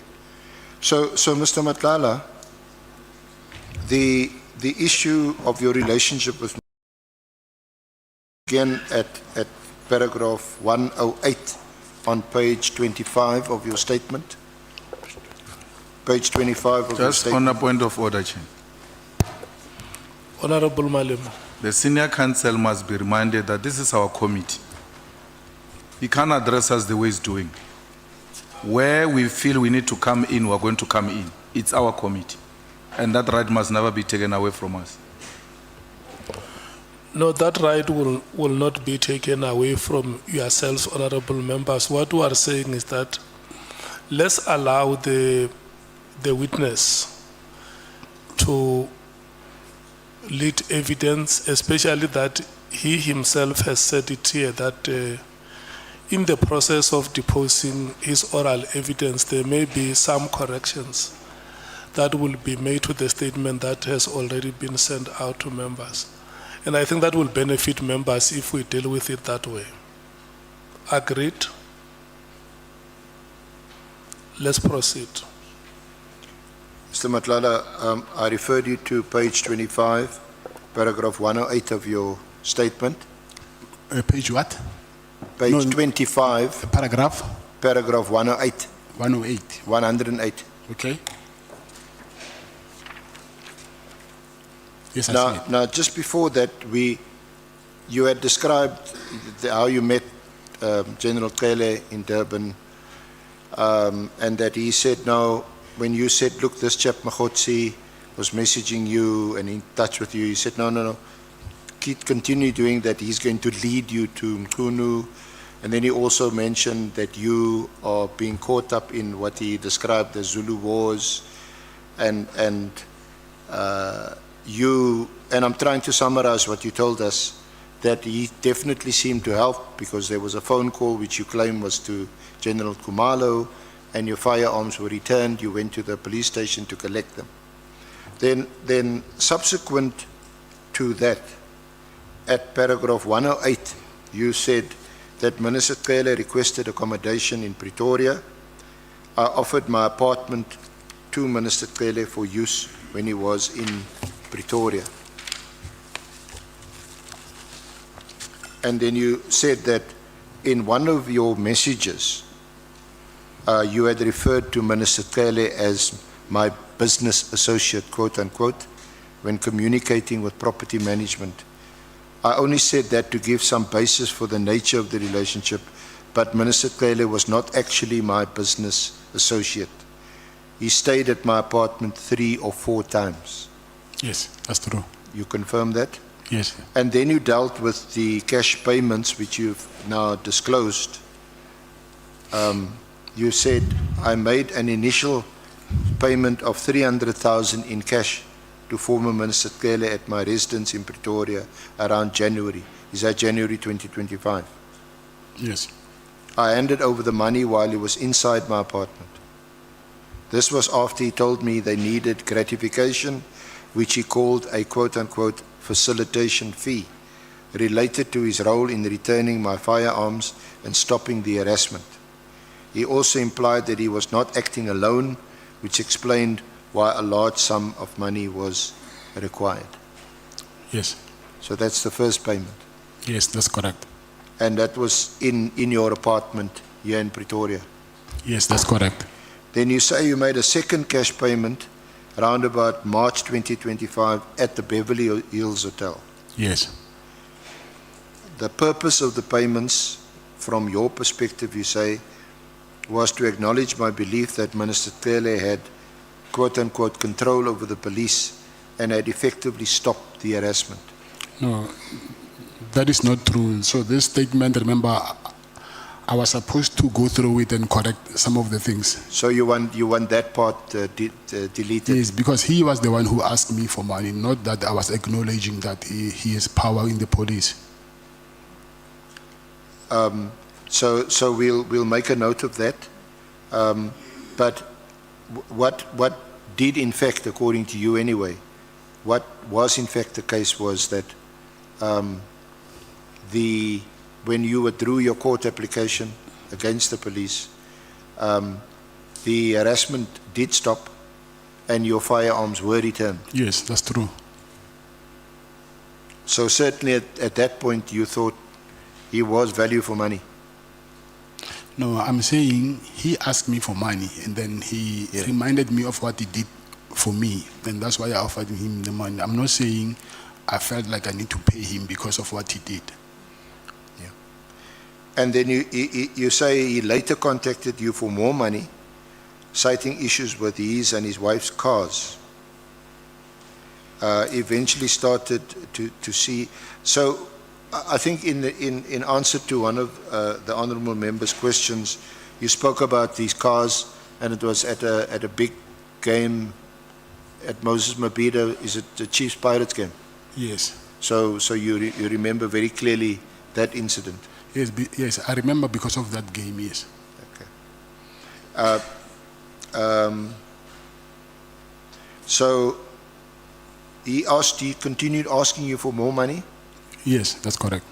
But then you started to see what you called demands as extortion, and he stopped making payments, and you stopped taking his calls from about 9 May 2025. Yes, that's correct. Is that right? And then shortly thereafter, you were arrested on the 14th of May 2025. Right? So do you seem to be saying, but you can say it in your own words, that there seemed to be a connection between you stopped making these payments and then your subsequent arrest shortly thereafterwards. I will say that was one of the reasons, but the other reason, as we go on, and then I will explain about it. Yes. Yeah. Okay. Now, if we could just round off on former Minister or Minister Mkhunu. You say at paragraph 114 on page 27 that you learned from Minister Cele that there was a big dispute between the two. Yes, that's what he told me. And that was according to General Cele? Yes. Okay. And that's why he encouraged you to maintain your communication with Mkhwanazi? Yes. But you had never, had you met Minister Mkhunu at all? I've never met him. And you don't know him at all? No, I don't know him. So you confirm, just so that we can get this out of the way, that you provided an affidavit, and you see that on page 29, paragraph 124 of your statement, paragraph 124. Yes, I see it. I confirm that I provided an affidavit stating I have never met Minister Mkhunu. This affidavit was prepared after Mkhunu's lawyers contacted my lawyer to ask whether I knew the minister. I stated I did not know Minister Mkhunu. They asked whether I was willing to depose to an affidavit to that effect. I said I was. This is how I came to depose to the affidavit that was provided to the minister. And you attached the affidavit at VM5. Yes, and that appears to be the same affidavit that the minister had presented to this committee when he gave evidence. So you confirm that? Yes, I confirm that. Okay. Okay. All right. So if I could just, so let me just summarize quickly. You had this big contract that you were awarded of 350 million. You started experiencing problems, and then there were these raids on your house and then on your office. And following these raids, you get 2 calls that take you down 2 different paths. The one is from a guy called Brown Mkhwanazi, and the other one is from a guy called Mkhwanazi from KZN. Mkhwanazi appears to, well, or so he claims, that he was in the minister's office, and that's that path. And that's all about Nkunu and January the 8th and all that. And also extracting, or rather extorting, money out of you. And I think you mentioned a figure of around about 200,000. Maybe not in one payment, but in different payments. Then the other one is Mkhwanazi, that leads you to General Cele. Yes. That's the. So is that a fair summary of where we are now? Is that your troubles, your woes, lead you down these 2 different paths, and both of them cause you to spend money? Yes, I agree. Now, can we go to page 30 and then, are you there at paragraph 126?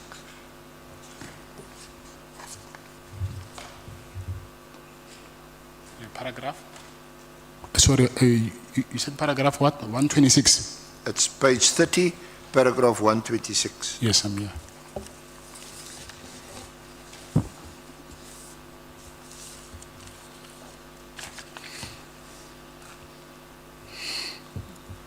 Now,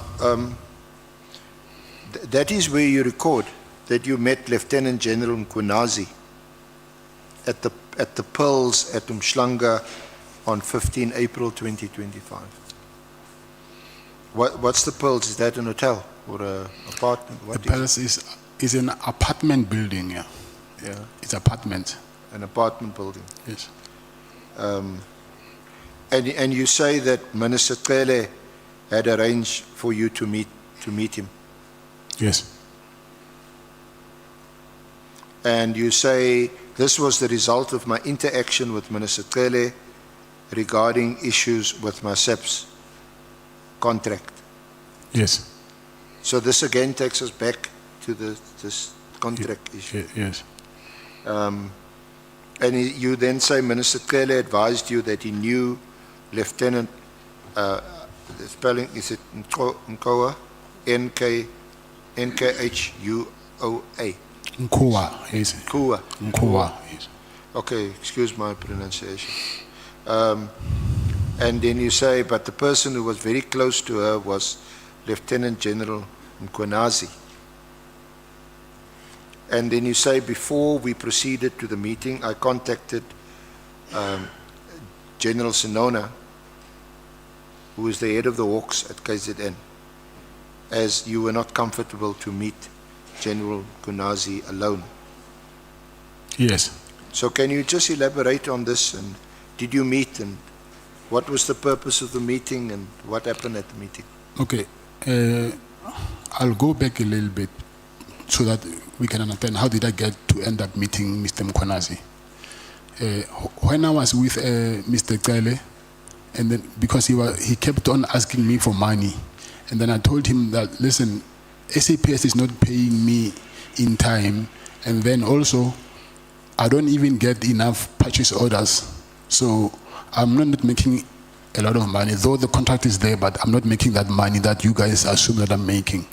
And then I told him that the person who's in charge of this contract, I think I'll say the custodian of this contract, is Lieutenant General Nkua. And then he said, yes, I know about your problem, but I think the best person that you need to talk to is General Mkhwanazi, because he's more closer than General Nkua than I am. So that's when then he arranged that meeting.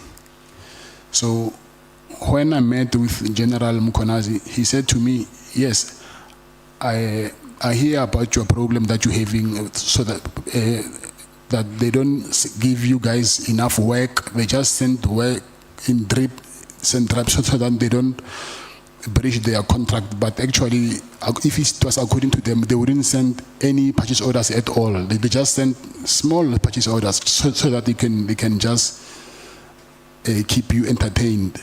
So, but they're saying actually what they want to do is cancel this contract. So, and he said to me, they actually met.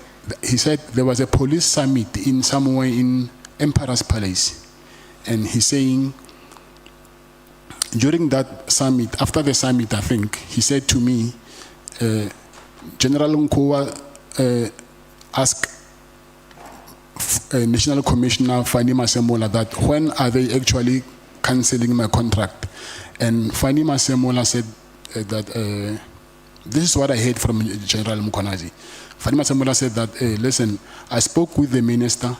Remember last year, December, he gave a directive that we must cancel this contract. But now I asked him that I cannot continue. And then it looks like he is backing down now.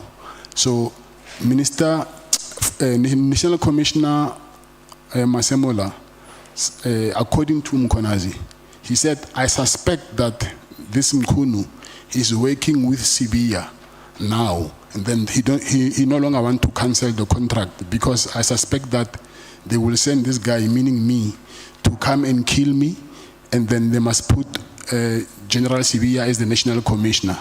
And Mkhwanazi said to me that, I said to National Commissioner that, Commissioner, if you think that your life is in danger, just say the word. I will take care of this cat. Then I asked him, what did you mean when you say that he must just say a word and then you will take care of me? And he told me that there is only one way that I can take care of you permanently. But he didn't say it in like kill you, but he just said to me that there is only one way that I can take care of you permanently. And I said, but what was the reason for that? Because he's told me that they suspect that why will suddenly the minister decide not to cancel the contract anymore? But before that, he was the one actually who said we must cancel this contract. So he said to me, he told Fadima Samola that he will call the commander of special force, and then they must give him a armored car from now on, because his life is in danger.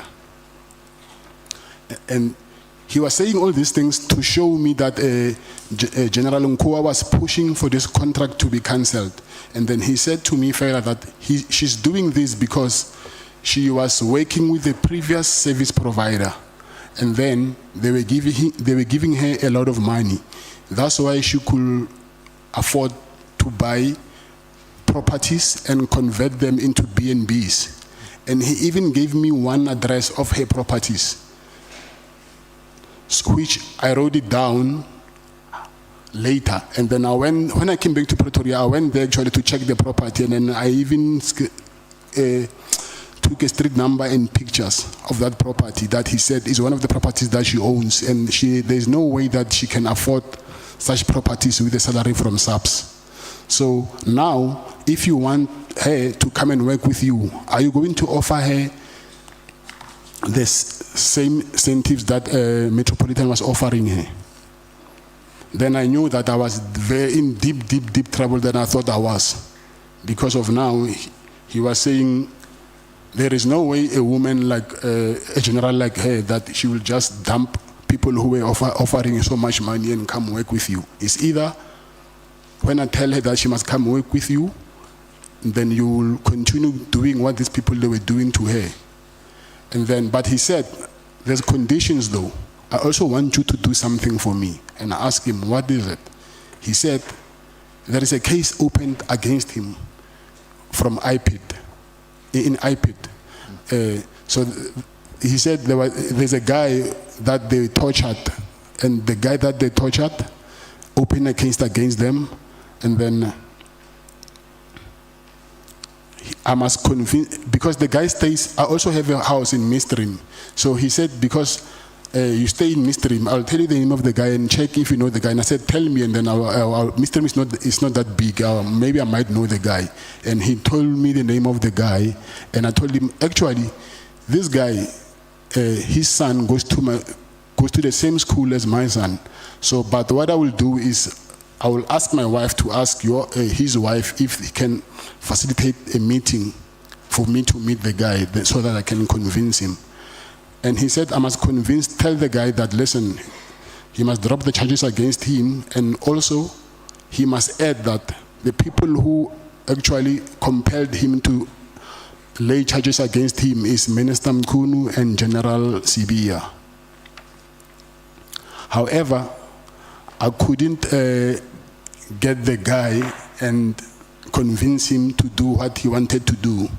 And I thought maybe that was one of the reasons also that maybe I got arrested, because I didn't deliver what I promised him. So that was the purpose of my meeting with him there in the Pels.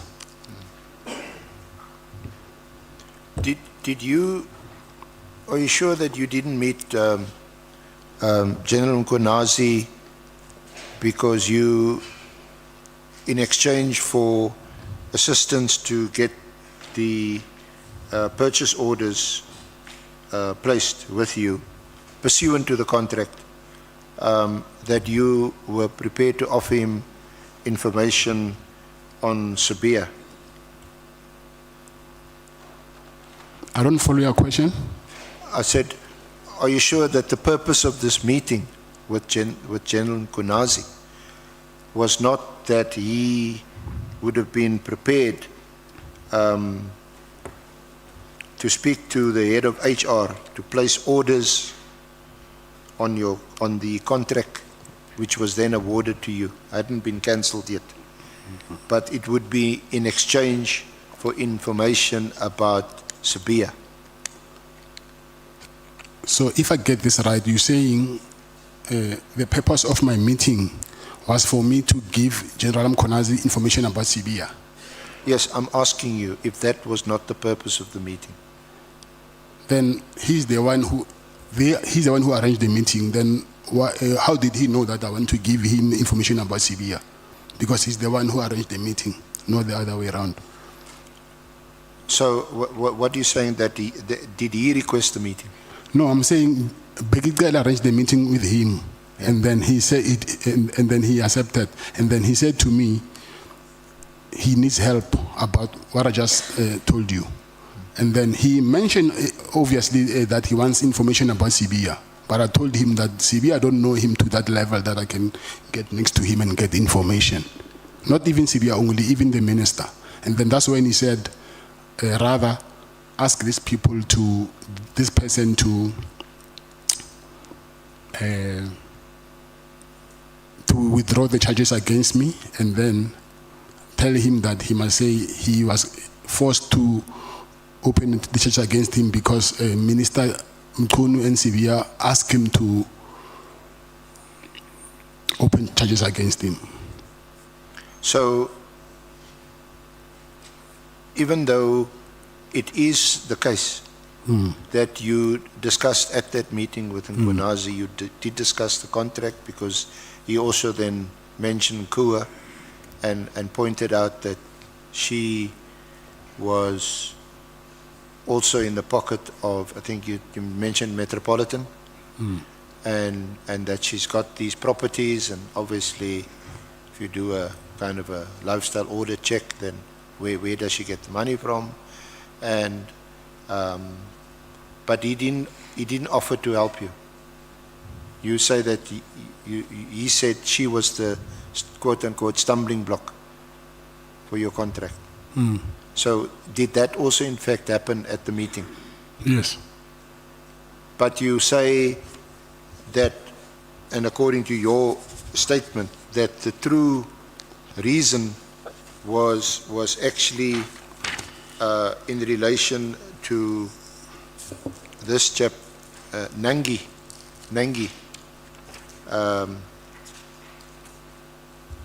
to convince him to withdraw the charges because Nangi had been assaulted and all that.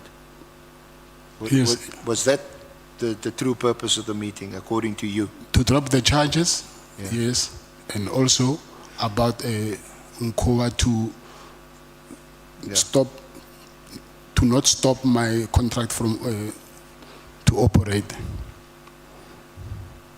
Do you know or did you know General Sonona, the head of the Hawks KZN? Yes, I know him very well.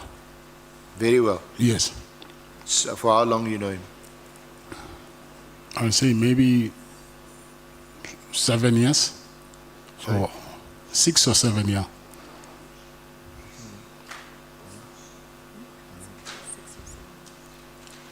6 or 7 years. I'm not sure. Yeah, I'm taking a wild guess. And what have you got some kind of a relationship that you know him for 6, 7 years? A relationship. Yeah. Yes, I do have a relationship with him. What's the nature of that relationship? He's like a big brother to me. And he actually married his last wife now that he married. She's my cousin, no, not a cousin, but we share the same surname. So I'm not related to her, but You're going to end up saying I'm your cousin. yeah, but you are.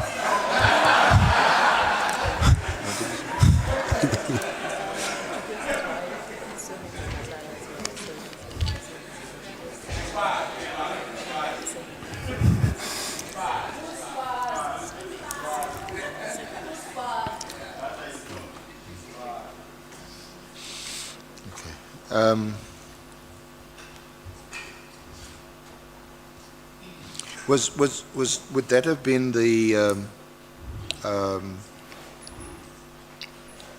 and you say that did you offer to speak to Nangi because your kids are at the same school? Yes, I did. And what was the outcome of that discussion? He told me that it was not only him alone who were tortured. It was him and his brother-in-law and some other guy. I don't know the name. And he said, as a result, his brother couldn't speak anymore. He lost his voice. So he don't think that these people will ever agree to drop charges against General Mkhwanazi. Yeah, you mentioned at paragraph 134, 133 on page 32, where you say, I met up with Mr. Nangi as instructed by Lieutenant General Mkhwanazi, and he tried to convince him, and you tried to convince him to withdraw the charges. Nangi advised that he was not alone in the matter, and that his brother-in-law can't even speak as a result of the torture. Yes, that's true. He advised that he was not willing to withdraw the matter, and I believe he has even sued Lieutenant General Mkhwanazi for 10 million rand. Yes, that's true. Is that just what you heard? You didn't see What? any papers, any summons? I checked after he said that it is. I think if you can check on Google also, you can see it. But I just saw it after when he told me. And then you say you did communicate Nangi's reluctance to Lieutenant General Mkhwanazi via General Sonona. Can you repeat that, please? You say in the draft statement, I communicated Nangi's reluctance to Lieutenant General Mkhwanazi via yes. General Sonona. Yes, yes. How did you do that? I called him. You called Sonona Yes, to tell yes, Mkhwanazi yes, that you've spoken to Nangi, yes, and he's not prepared to withdraw. yes. And again, as a result of that, you say you suspect that this was one of the reasons why you were later arrested and charged. Yes. Then you go on to say that I was already under immense pressure from my contract issues and police harassment. I did start giving Brown Mkhwanazi money because Minister Cele advised me to keep on entertaining him. And this also added to my financial strain. However, you reached a point where you just decided, no, this thing will end anyway. I couldn't keep giving these people money.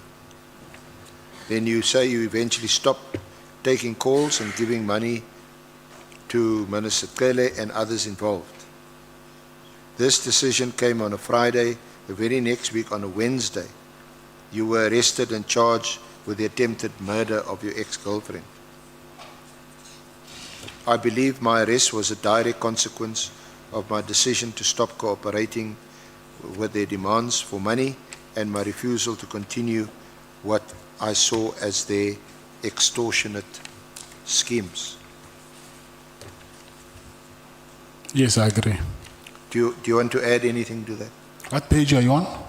Sorry? What page are you on now? That was on page 32, and I was reading you from paragraph 135, 136. Okay, it's fine. Do you want to, do you confirm that, or do you want to add anything further? Yes, I'll confirm, but I'll add later when I'm with my legal team. I'll confirm what is here, but I'm saying when I'm with them, and then we'll see what to add. Because some of the things, they just pop up when I start speaking about them.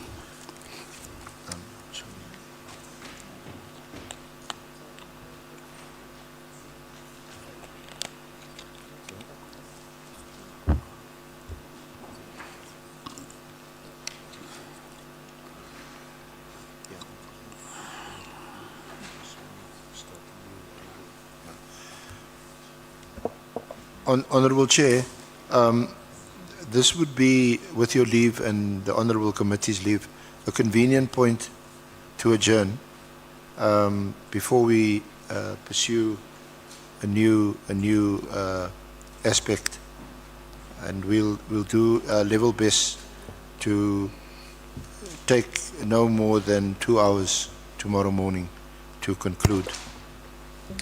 You want to adjourn now? Sorry, Chair? You want to adjourn now? To adjourn now, yes. Matlala usashishicha. You still want to give more? No. I don't know. What time is that? It's quarter to 5. Okay. Yeah, I think we can adjourn. And then tomorrow we start at 10. At 10. I don't know. I'll discuss. I don't know what time they'll be here. I need to talk to them first. I need to talk to my legal team first and ask what time will they be here tomorrow. Because Yeah. I would love that before we start them, at least I can get a brief from them. And Yeah, they requested 10 o'clock to us. to start at 10. Okay, then it's okay. Meaning they'll be here much earlier, I assume. Yeah, Oh. yeah. Yeah, can I check, we are going to adjourn. Are the members who may want to ask anything, but we must do all this before 5. Honorable Nomvalo and Honorable Skwasana. Yeah, thank you very much, Chair. No, Chair, I just want to check with the SC advocate, Arenze, if he has arranged with the lawyers of the witness in relation to the statement, the correct statement, because the witness before us has been making an indication that there are some errors that he needs to correct in the statement. 2, like we said earlier, we're not comfortable with cross-questioning a witness. Cross-questioning a witness based on a statement which he says has errors, because we turned away Kabinde here because he considered to the fact that the statement he had errors was dumpsacked. So we want to get confirmation so that, Chair, and we want to persuade attorneys of the witness to quickly finish and send the statement at least tonight, so that when we prepare relying on a correct statement, not on this statement. So I don't know if he has made that arrangement, the senior counsel. If he has not, then we persuade him to do so. Yeah.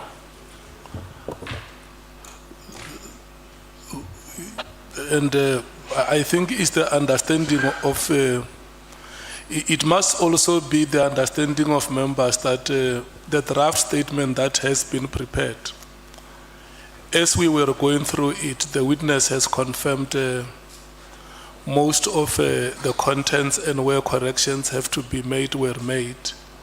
So now we are left with about less than 10 pages of the statement. So what you are suggesting, it should be easier for them to finish that part, because most part of the statement has been presented. Where the witness wanted to add more information, it was added. Where corrections have to be made, those corrections were made. And if there is any other thing that they additional, it can still be said tomorrow in the earlier part of the morning. Honorable Skosan. Thank you, Chair. I just wanted to, through you, Chair, to ask the witness as well, hence the issue that some of the things are being corrected. Are you comfortable, Mkhwanazi, with the submission which your lawyers have drafted for you? Yes, I'm comfortable. So there's no ambiguity. I mean, No, I'm they saying didn't draft this for me. Yes. Remember, I said we had a consultation with the, With the evidence, legal with the team. evidence leaders and with them as well. So this is the draft that we had received from the evidence leaders, but I got it from my attorneys. So some of the things here, like I said, needs to be corrected, but it's not like it's completely wrong. It's just small things which I think by today they will be corrected. Thank you so much if that's the case. Thank you. SC?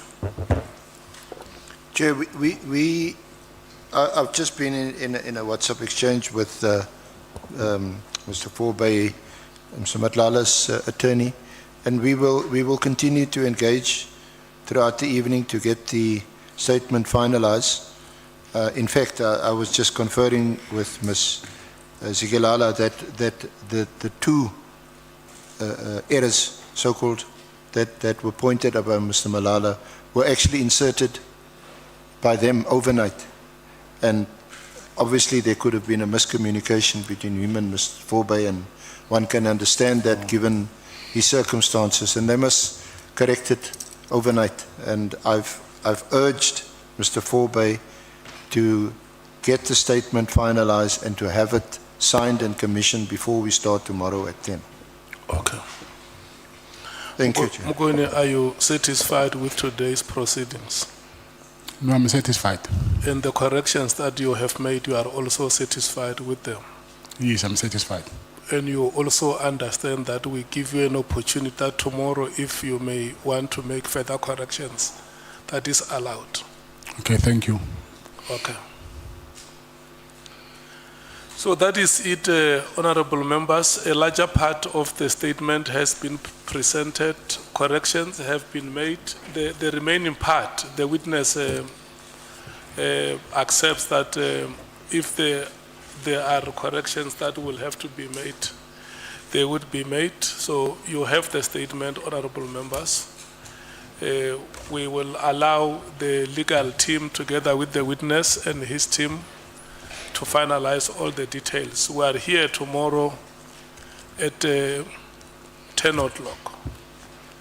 And we must apologize, Mr. Matlala, that we have invited the members of the media. We have informed them that we will afford them an opportunity when you are seated to take you proper pictures. So they ambushed you and took stolen pictures. So, but we have informed them that the pictures that they have taken without the authorization of the chair were taken stealthily So the only pictures we recognize are those that they took when the chairperson requested them to come and take them. Thank you so much. This brings us to the end of today's proceedings. Good luck, Mkhwanazi. Let's meet tomorrow. Okay, thank you.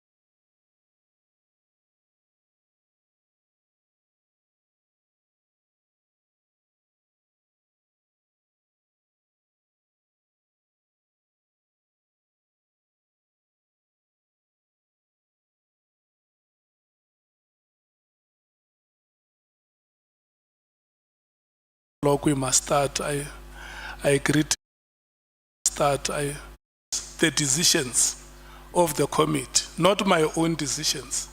Even what we present here, we present what the committee